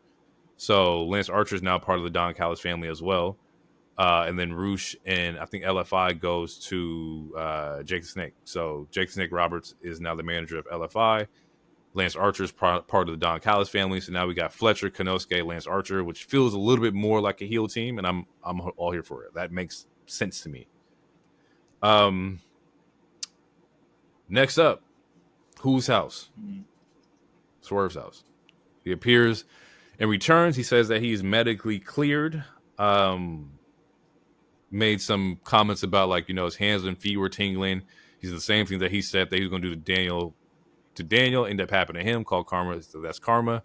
We then get MVP, who interrupts him and says he ain't answering none of his calls. You didn't answer his calls, his texts, his DMs, none of that. I'm just trying to talk about your future and whatnot, as far as your management status, because MVP feels like he's been under poor management with Nana. To speed things along, there's a promo segment where Swerve is talking about things that he likes about Nana that he doesn't like, but it ends with him saying no matter what I like or don't like, you're still family, and I can't turn my back on family. Shelton Benjamin looks at Swerve like, oh, you thought you had a choice. There is no choice. It's either you with us or you're against us kind of thing. Clearly Swerve didn't like that, so it looks like the first feud may be Swerve versus Shelton. which I love that, right? Because people's like, oh, where's Bobby? How come there's no Bobby here? Where's the pop for that? One, I don't see pulling somebody back. I don't see placing Bobby on Swerve's return. I think the bigger segment is Swerve returning, and then we could figure out like Bobby and whatnot. Yeah. They'll Also, probably show up at we the end of introduced this Sheldon. match.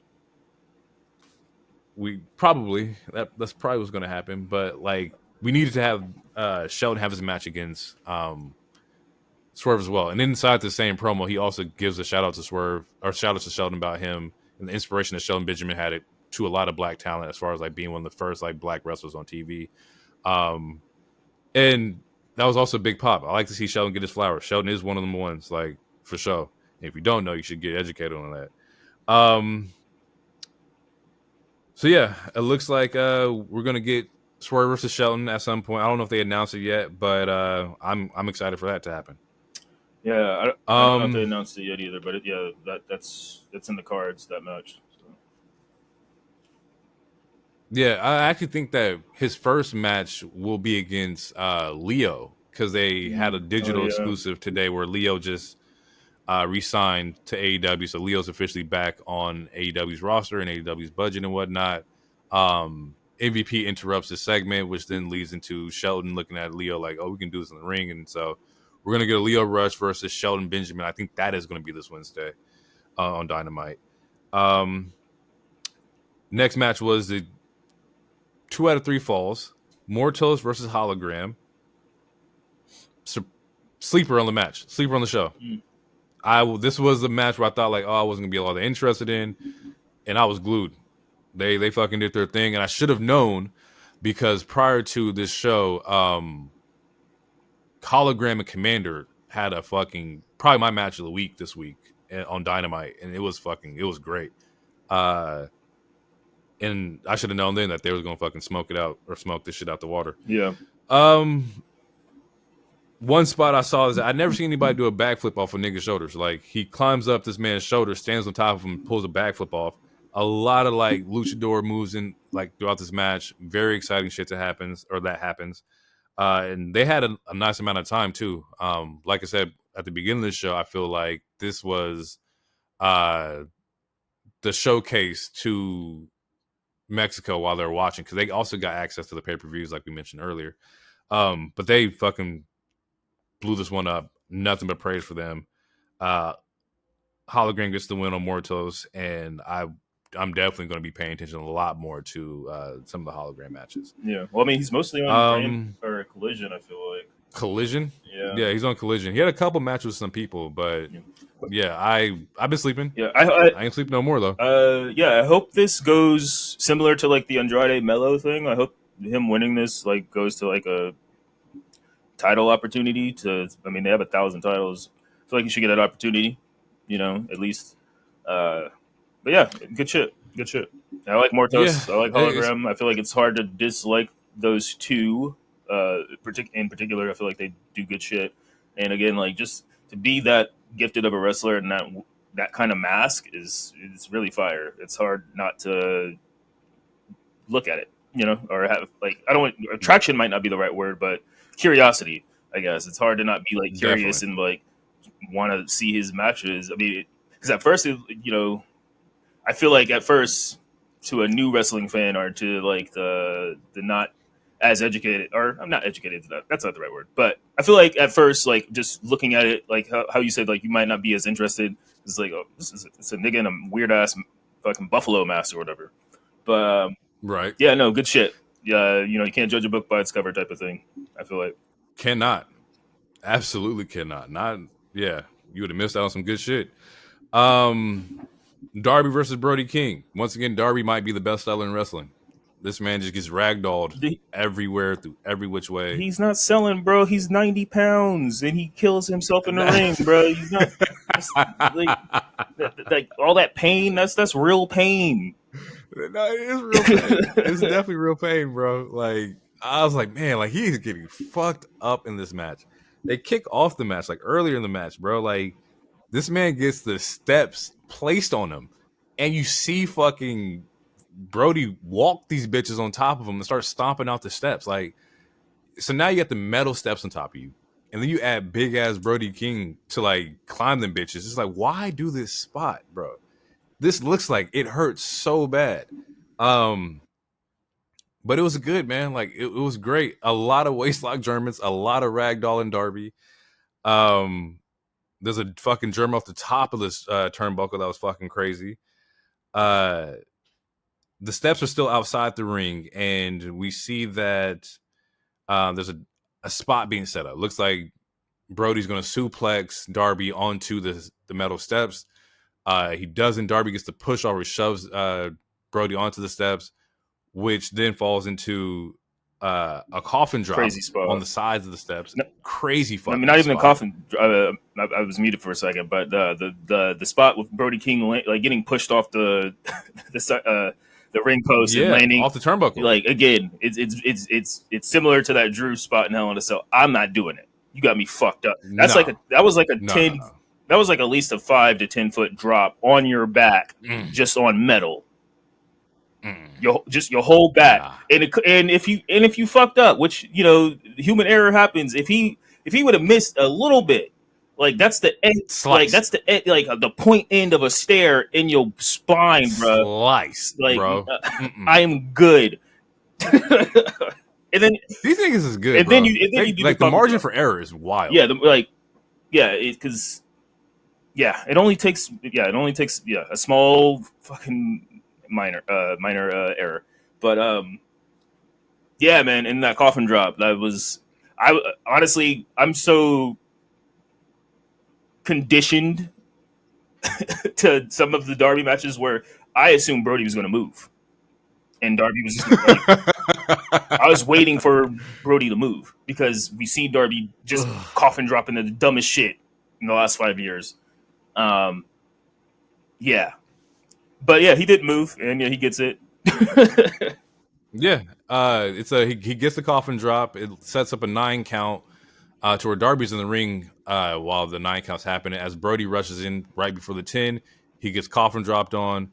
That sets up the pin for Darby. Darby wins against Brody King. Once again, phenomenal fucking match. None of the matches I've seen throughout the show were bad or I had any like negative things to say about anything. Like I said, we want to get critical. The Shibata like finish, but that was pretty much it. Tag team titles match. This is where I was like, maybe we should have had the Jericho match before the tag matches. I feel like the tag matches and then going into Daniel Mox would have made more sense to me, but it's tag ROH title and then Mox and them. But we get a quick promo, a new segment from I did not write his name down, but he was the trainer for Private Party, and it just explained why they're not doing the shots no more. They want to be taken a little bit more serious. It's time for them to step up, which kind of like piggybacks off of what Mox was saying about them, is that y'all been jokes and y'all been in the same spot for 5 years. To kind of see that play out on the pay-per-view yesterday, to where like they're taking that into consideration. Like, yes, we have been in the same spots. We need to grow. We need to be more serious and whatnot, and not even grow because like they have a lot of experience, but just more so like, yo, take this shit seriously. Like, y'all come out and everything's a fucking game. Like, if y'all want to be those guys, like, be those guys. Match opens with a quick Matt promo where he's like, we all know y'all beat us 5 years ago, and 5 years later, this is your biggest moment. What makes you think you two are on our level? Because I'm looking at you guys, and you guys are just mid-card acts. And I was like, ugh, that's a little deep to say on a pay-per-view. I get it, but fuck. Why? They have it's not wrong either, but No, anywho, match was good. Match is great. You saw a lot of like focused Private Party, at least more so Isaiah Cassidy or Isaiah in this one, because Mark gets took out like early, or not early, but a little bit mid to late match, and Isaiah starts having like these great fucking spots, to where he's like, he kicks out of the EVP trigger, he reverses the EVP trigger. Unfortunately, that leads into him taking a TK driver, and that's how like the Bucks retain. But there was a lot going on in this match, and crowd was definitely into seeing Private Party win the tag team belts. Once again, I don't think that they are currently ready to have the belts. As much as I like Private Party, No, they still Can y'all? got to flesh out this new character arc that they're doing because, Yeah, like it's very meta how everyone's been, with the Moxley thing and the other thing that you talk about. Like, yeah, they've been stagnant in the same place. A lot of it was due to injury, but also, I mean, a lot of it was just, being part of the Matt Hardy brand, and like fucking homie was moaning in niggas' ears for like 2 years. Like, why would I take you seriously when you're moaning in my ear, bro? Like, I thought, I mean, it was funny, but it's like you're not like, I'm not gonna put a title on that, bro. Like, we're trying to get a new TV deal, and I'm gonna put a title on a nigga that moans in your ear. I'm like, no. Like, yeah, but you're not wrong. So very similar to what we were talking. We were just talking about it in this show, but them losing this, it wouldn't have made sense for them, even though it looked like they were going to win, like based on the pacing. And I thought they were. Like, based on the pacing of the match, it looked like they were going to win on very close several different occasions. It looked almost telegraphed. So the fact that they did win, I would say it's a good job to them making it seem like they were going to win by how telegraphed and like paced it was. But it wouldn't have made sense, like, because I feel like we're in the middle of their character arc of like becoming serious. Like, they need. Right. Like, I don't know. I feel like they need to get their lick back on White Pool Combat Club first. I feel like they need some more wins, because honestly, they've been getting their ass whooped for like 6 weeks. So it's honestly not really shocking that they lost, because they won that one match 2 weeks ago or a week ago, the quick match against not the Baron of Butcher, but I forgot who the people were. But it was like it was a quick match that they won, but that was like their only win in forever. So. Yeah, it wouldn't have made any sense if they would have won. Granted, like, it's good to see that the fans are getting behind them, but yeah, they need to do some more cool shit, get some more stuff under the belt for a little bit. But I could see it happening maybe early next year, if not the end of the year. Shit, we're giving AEW a lot of credit. This shit might happen full gear. Yeah, they don't have the time. They don't have the fucking patience to stretch it out. Inside, like, during this match, we also see that Stokely was in attendance in the ring or in the crowd. So the thread with that is that Stokely approached him either last week or the week before, where he was like, hey, like, I can be y'all manager. I can help y'all get gold. I've done it before. And they said they don't need his help. And then you see him laugh after the end of the match. Yeah, and laugh and smirk, yeah. Which I mean, just based off of what we were just talking about, I think, I like Stokely, but I feel like he's too comedic. And I think it would be bad to pair him. I think Private Party should go with the Hurt Syndicate if you want to take them seriously, and like give them an actual attitude. I'd say put them in the Hurt Syndicate, but it depends on who else they get. Because like I wouldn't be surprised. Like Bobby and Leo worked with each other before, so maybe this is a tryout for Leo. Maybe Leo joins Hurt Syndicate, but we know Bobby's going to be there. We know MVP's there, and we know Shelton's there. And they're going to try to get at least 2 more, if not more, black talent. I'd say put Private Party with them, personally. Because I feel like Stokely's he's a comedian. And also, I don't like how they're just soft. They do a lot of just, like, soft retconning. Soft launches, retconning. Like, where it's like, he's not going to be with, like, him and Chris aren't together anymore. Like, officially. They're just not, even though she's injured and, like, we don't see any. And they'll probably do a quick segment whenever she returns or something, maybe. If they feel, I think they did a vignette already. I think it was this week's or last week's Collision or something like that. She did a promo talking about why she's solo. Yeah. I don't know. It's just weird, but I don't think the Stokely thing is a good choice. But he needs someone. He needs a client, because now he doesn't have anybody right now at the moment. I don't think so. Yeah. But if he gives them that edge, if he does give them that attitude, then if it works, it works. But as of right now, on paper, quote unquote, I think it'd be a bad pairing.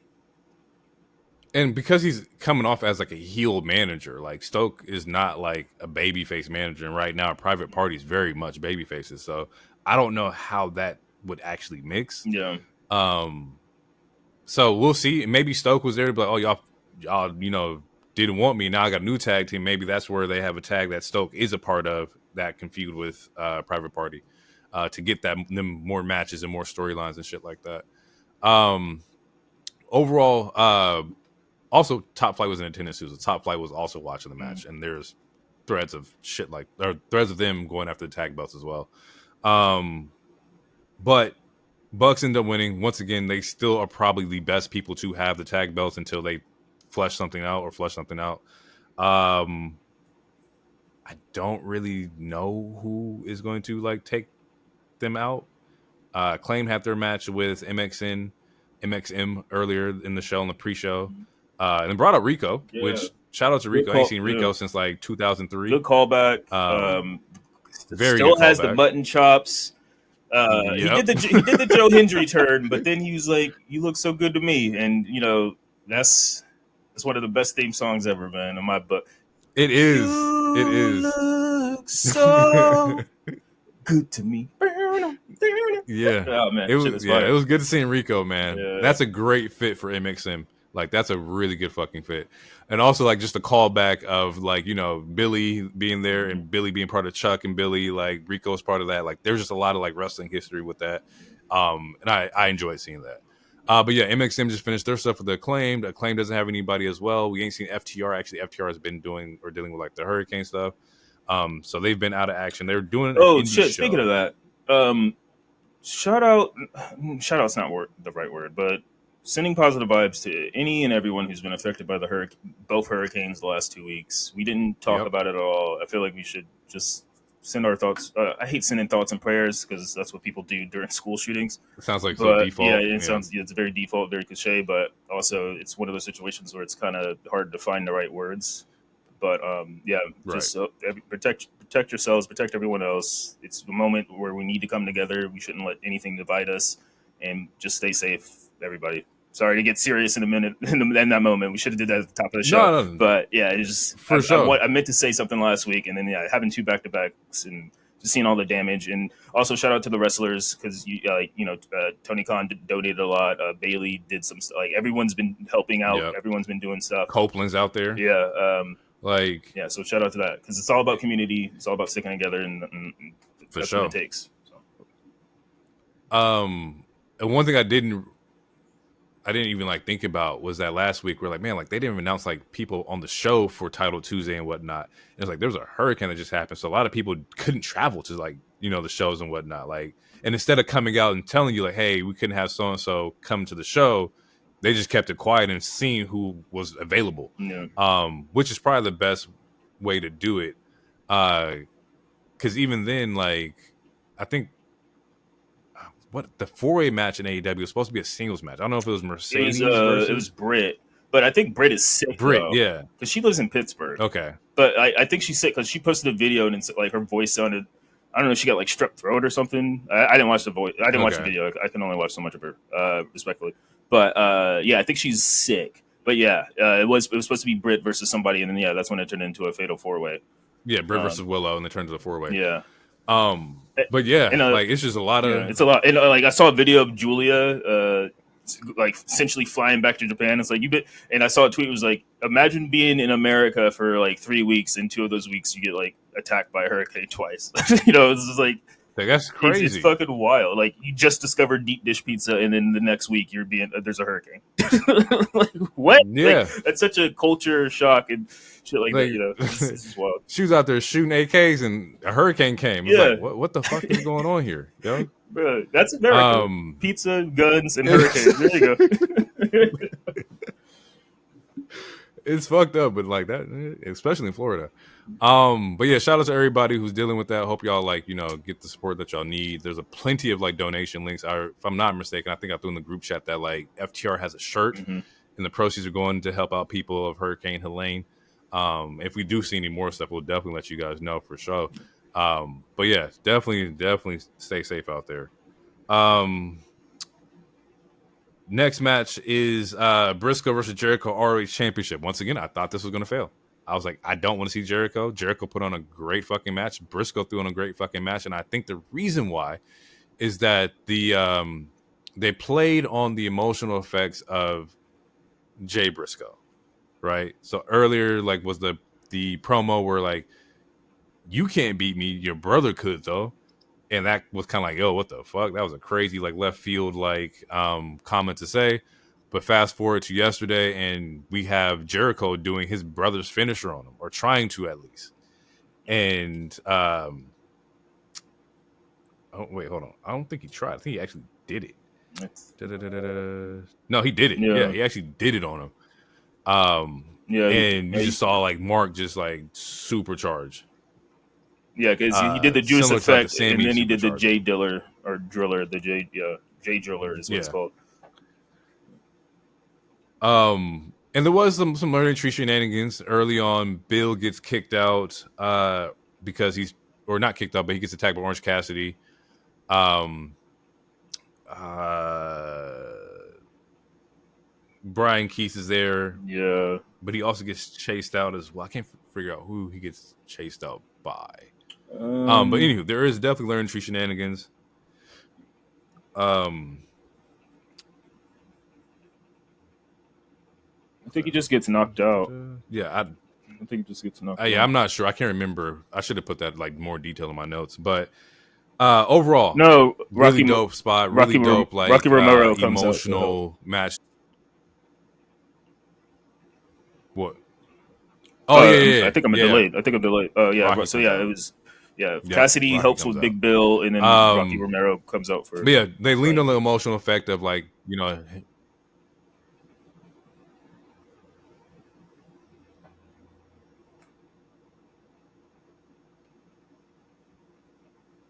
Hello? Yeah, I can hear you. I was just trying to catch up or letting the audio catch up. Oh, okay. I didn't know what was going on. It was like a slight delay. I feel like we are still slightly delayed. I must just stop talking. No, you're good.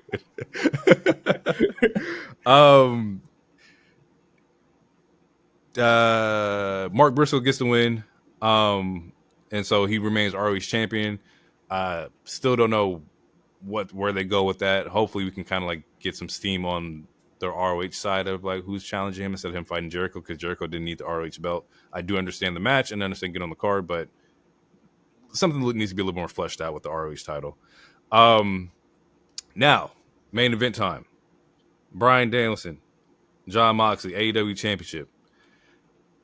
They kick off the show or kick off the match with Mox doing his entrance and whatnot, and then they play Final Countdown. And this is how I knew that this was going to be Daniel's last match. One, they let the song play out for a minute. Like, they ran it twice. I'm like, okay, they're getting their money's worth out of the song. Second, when he is out there, or he comes out, you can see the emotion in his face. Like, he knew that, like, this was going to be it. He was definitely about to, like, fucking cry on the fucking ramp. But as he comes down from his entrance, Mox immediately attacks him. They get straight to fucking business here. A lot of, like, I don't even know, like, if brutality is the word, but just a lot of hard-hitting shit. A lot of callbacks to certain things, too. Like, at one point, Mox slaps, like, the headset off of Nigel. So I'm thinking, like, oh, maybe Nigel might pop out and, like, help Daniel, because, like, if shit gets crazy, or even if it didn't get crazy, we still have the interference from, like, Marina, because Marina's out there, and she's kneeing the fuck out of Daniel throughout this entire match. And so there's a lot of, like, outside help from Marina Shafir. She exposes the concrete, so we get some concrete spots. There is like a pile driver. There is what is Mox's fucking finisher? Death Rider on the fucking concrete. Like, there's a lot happening. I guess we can get to the meat of this, which is as the match is coming, to the end, we see Mox kicks out of like 3 psycho knees. Brian takes like 2 crazy fucking lariats. There's a Death Rider in the middle of the ring, but Daniel kicks out. Mox hits a pile driver and then an immediate sleeper. And from there, we see that Brian doesn't tap, but he passes out and the ref calls a match. And when you're watching, the ref doesn't even like raise the arm or nothing like that. He just looks at him and sees that like, oh, he's out cold. And so we get Jon Moxley as a new AEW champion. From here, all sorts of shit happens, right? To where the rest of the BCC come out. Mox doesn't even raise his arm up, doesn't even take the championship belt and brings it to the crowd and like that. Claudio immediately puts it in the bag, and Mox is just sitting there looking at like the kill. Like, I had to do this to like somebody. At one point, I think like he like bows to him, like in the middle of the ring. Mm-hmm. They then plan to, they pull the bag out. Darby and Yuta comes out to stop that from happening again. Darby has a chair. Yuta's going to back him up, and then bam, we get Yuta turning on Darby. Yep. He sides with the BCC. He then takes the plastic bag and he does the kill shot on Daniel and suffocates him. And that in itself was fucking shocking because people were like, yo, the whole time we're looking at Wheeler like, yo, like he's going to be the one to fight the BCC. And to be honest, not a smart choice. Well, if Daniel was out, he's not coming back, then you going against BCC was going to be a very bad day for you. Yeah. Makes a lot of sense to just, do what you got to and choke out your mentor. Yeah. Can't beat him, join him. All right. And then Jeff Jarrett and Private Party also come out to help, but that, I mean, they get... Does nothing. Yeah, it does nothing. We essentially see a mock murder on here. I mean, like, you have Shivani is like, where's the police and all this other shit. There's a chair spot where they put a chair on his neck and Claudio stomps on it. It's pretty. I loved every minute of this. So because this is how Daniel wants to go out, right? Which this is how Daniel wants to go out. So it is. I don't want to say it's hard to criticize, but knowing that this is how he wants to go out, it's like I don't know. I guess you got to accept it. But to me, this was extremely overbooked. It was convoluted with like all the extra bodies in here. Granted, it does make sense. Like, because last time they tried to murder him, no one showed out. So at least people showed up this time to help. True. I mean, Willard did, but he was just crying. But man, I don't like the ending, like of being carried out in the stretcher. Is what I don't like the most, I guess. I'd rather have had him lose and like say goodbye in Wave, but maybe that's the emotion, like, because I mean it was emotional in the crowd, the fans were reacting with it. So like the fans were like reacting. So this is just my personal opinion, but I think I don't know, because to me it's just I don't know, it's really dark, which that's what they were going for. So it's like they executed it well. In that sense, it's just I don't know. I don't like that being my quote unquote last image of Bryan being on the stretcher. But at the same time, it's fun. Yeah. That's him, man. Yeah, exactly. He's just so fucking twisted, bro. Like, and because I watched it and watching it live, you can see the air get took out of the arena, bro. Like, once again, it reminded me of like the Swerve shit where like the chair shot hit and it was just fucking speechless. But this one was even worse because it's in his hometown. People are rooting for him. They want to see him win. Yeah. They want to be able to cheer for him and say like, thank you, Bryan. And he takes that away from them by him getting fucking executed out in the middle of the ring.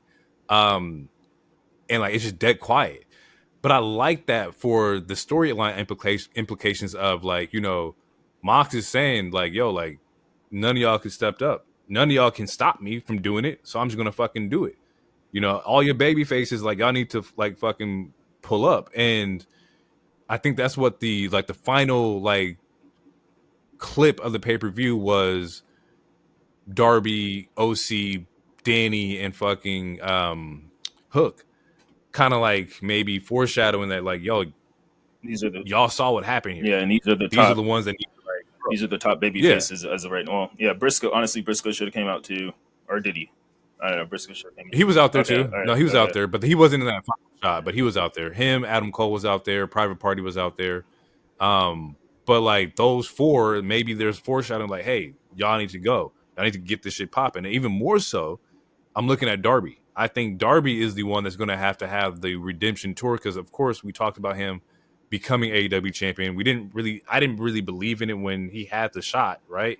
And I said that when that happened, but he needed a catalyst. You needed something to kind of like jumpstart you. You saw the company that you love and care for be taken over by Dictator John, according to Mox, or according to like MJF. So now you got Dictator Jon Moxley running the fucking company and put the fucking belt in the bag. What are you going to do about it? Right?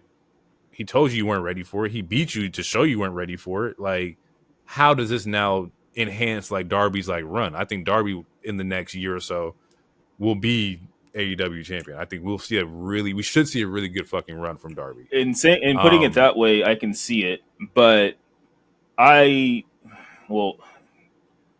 does a lot of dumb things, but man, I wouldn't put the title on him if he still plans to climb the mountain personally. But then again, I wouldn't put a title on someone who's about to get neck surgery and about to retire either, and they did that. So put the title on the neck surgery, who was technically a free agent. Yeah, he was working. Which is just ridiculous, but also not the first time it's happened over here. So yeah, but no, the way like you pitching it that way, I can see that Darby story. I can see that story arc. Like if this was the next arc, I could see that. I mean, Darby still looks like a fucking idiot for giving away his title shot. That will never not change my But I can see that the way you pitched that, I can see that. But there were other people in that shot, right? So it was. Is he that guy, or if you had the choice? I loved your pitch or the way that you think the story is going to play out for Darby, but is that out of that lineup, would you do that one, or would you go with finally giving Cole something to do, or do you say here nigga damn to Garcia, even though it looks like Garcia might go after TNT? So it's like, is Darby that guy, or do we fight, or do we give Cole that spot? Because when they signed Cole for a reason, I mean, his stock is not as high as it was when he was, in NXT, but he's still super beloved and whatnot, and he looks like he came back. Very so, would it be him or? And also Ospreay, we still got Ospreay, and that true. But Ospreay, I don't think Ospreay cares too much about being AEW champion as of right now. Yeah, I think he just wants to make AEW the best company possible. I think they know that any given time they could put the belt on Ospreay, and I think his focus is just on like making sure the show is as great as it can be, and that's with or without a belt. I mean, he's had title. And that's not, I don't know. I feel like I do see what you're saying, but at the same time, if you're trying to do what's best for the company, then that would be being in the position that you might need to be in. Like they signed him. He's one of the faces, or supposed to be one of the faces of the company. And now that he got that title off of him, like if you had to choose between Darby or Ospreay to be the person to dethrone Dictator Mox, it would be Darby. Just because, like I said, the story makes makes more, and I'm going to go towards story all the time. That's how I feel. Yeah, no, the story makes sense. Because a lot of everything they did last night ties into story elements. A lot of it's like, this is the story that we're telling. This is not the best of the best. It's not like they were like, oh, you're a champion, I'm a champion, I'm better than you, I'm going to fight kind of thing. This was more so like emotional ties to this. And for them to, let's say, give it to Ospreay over Darby after all this wouldn't make any sense to me. And I would come here and tell you, like, that didn't make any fucking sense. But as far as like the four in that picture of between Garcia and Hook and OC and Darby and Adam Cole, who was there, to answer your question, like, let's just break it down. Hook needs to be built, right? We got to rebuild Hook up. Mm-hmm. Danny's currently in the mid card, upper card field. He needs to get the TNT title to fully throw him over into that main event picture. Orange Cassidy is interesting. I don't think they're above putting Orange Cassidy as AEW champion. I think like he could do it, but he would also have to come out and talk more, right? There would have to be a lot more promos, a lot more like aggression, or like his character would need to the gimmick would need to change a little bit. So out of that picture, yeah, Darby makes the most sense, but Adam Cole getting like the reps that he needs to get back to like ring shape. I don't think his first match or his second match will be fucking phenomenal, but I definitely think that like once he gets back into the groove of things, he's going to be fine. Similar to like a Jay White. I just don't know who would be next to dethrone Mox. Like right now, there is nobody, and if you're booking long term, it's Darby, but that's a long way from now. Like that's at least to make it make sense. It's 4 or 5 months from now. At least how I would plan in my head. But AEW booking, that shit could happen at fucking Revolution in fucking December. Right. So okay, so who, as of right now, who's in the main title picture? Like, we got Mox, who is the current champion. Christian. Oh fuck, I forgot about that. He has that contract. Yeah. You got Swerve. Granted, he's going to have a different program, but Swerve is there. We know Big Bob is going to show up. Bob, yeah. And then MJF, and then I mean, eventually Ospreay. But yeah. It's as far as like your main title picture, guys. It's MJF, it's Ospreay, it's Swerve, it's Christian, and I think that's kind of it right now. I could be missing somebody. I might be missing somebody, but yeah. Honorable mention Kenny. Big Bob, who's not debuted yet. Kingston, because when Kingston come back and find out that y'all took out his boy, like he's gonna have something to say against Mox, and they have history with that too. Yeah, but I mean, I would not put the world title on Kingston, but that's me personally. I think he's a mid card guy, and he should stay a mid card guy. But that's just me personally. We'll see when the pop comes back. I mean, voice wise, yeah, but in ring wise, I wouldn't make you the face of my company. But that's just me. Joe. Yeah, Joe. Like, which Joe's he up should there too. Be returning. Hopefully, like, I don't know how long it takes to film Twisted Metal, but he should be back soonish. I would hope. So. Yeah. There's a lot. I respect where they wanted to go. Yeah. I kind of treated this like a season finale. Yeah, that's why I'm asking, because it feels like all right, we're rebooting, or we got the deal now. It's time to reset our own. Brian's leaving. It's time. Yeah, it's kind of time to have a reset. To me. This definitely feels like that. Yeah, same. Yeah. This is definitely the season finale of AEW pre fucking Warner Bros. Deal, and this next couple shit should like start kicking shit up. I expect by the time this shit hits max, that production should already like be changing a little bit, stage designs and shit like that. A lot of people were upset like the stage kind of stayed the same, and that's kind of the thing with all of pro wrestling right now. Like nobody's really doing like thematic like stage designs. People kind of want to get back to like, oh, this is Revolution, and it's like a fucking Statue of Liberty in the back or some shit like that. Like just something that's kind of like that changes the aesthetic of this from being a Dynamite to a pay-per-view. But yeah, overall, no flaws for me throughout the show. I loved watching it. It was very fun to watch. I love the fact that people were so 50-50, more so 75-25 with the way the Bryan story went. Because a lot of people were really upset. A lot of people were like you, to where like they wanted a positive farewell moment where like my last images of him like walking off on his own accord, which makes sense. But also like you build so much more stories by going out this way, right? Yeah, you can. Like you build so many more opportunities, possibly potentially, if done correctly. Yeah.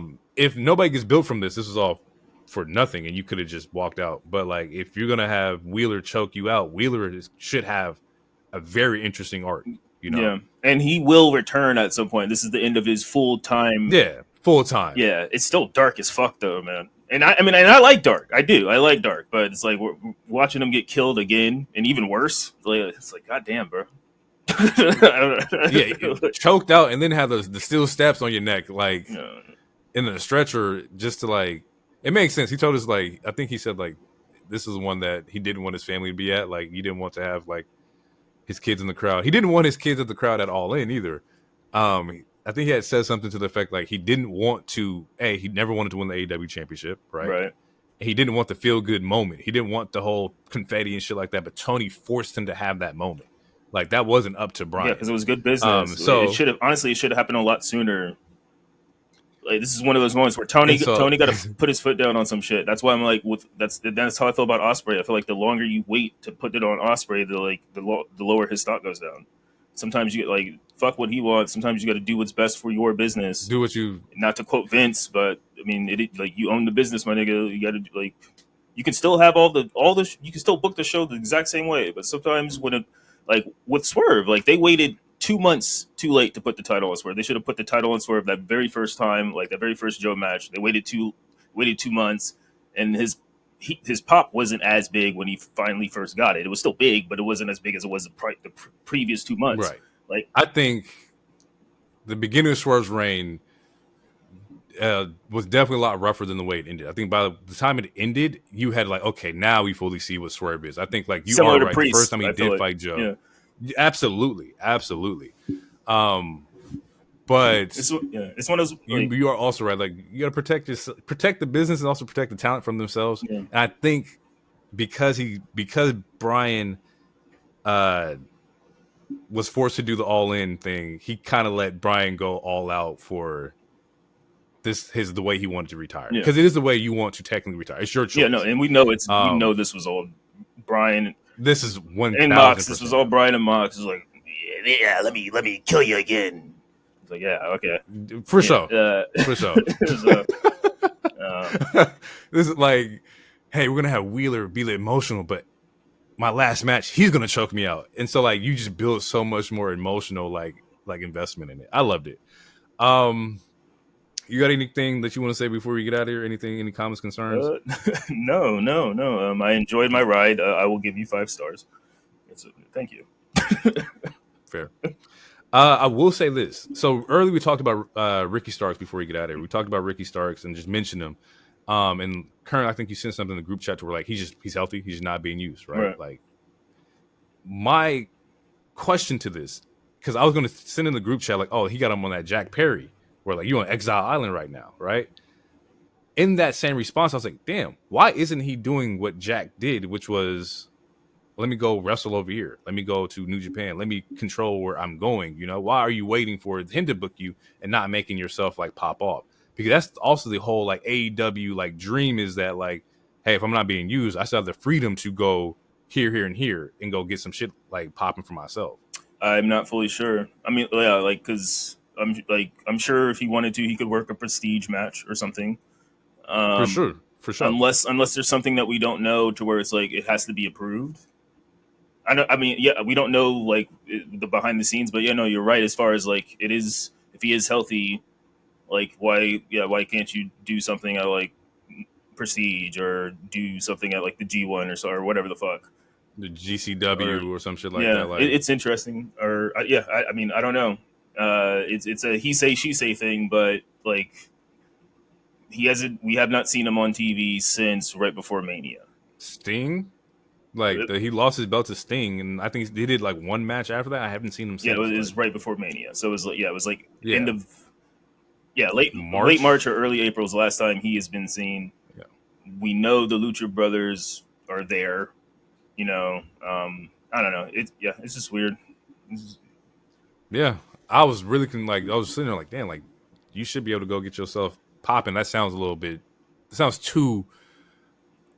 I don't want to come off offensive, but like I was just like, yeah, like most of the AEW talent can go and book themselves in other places.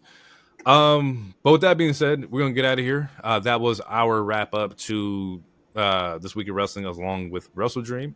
Once again, thank you to everybody for listening to us on Spotify, YouTube, Apple Podcasts, Google Podcasts, iHeart. You know, shout out to plenty of y'all, man. Like it's dope to see that we actually have a nice little following. You know, if it ranges from 20 to 50 to maybe 90 or 100 people listening, that's still 100 people listening to us talk about weekly wrestling, and that's fucking cool to me. I enjoy that. But I'm gonna get out of here. It's been real. It's your boy Jay, the only one. Potts and Reed. We out. Too sweet.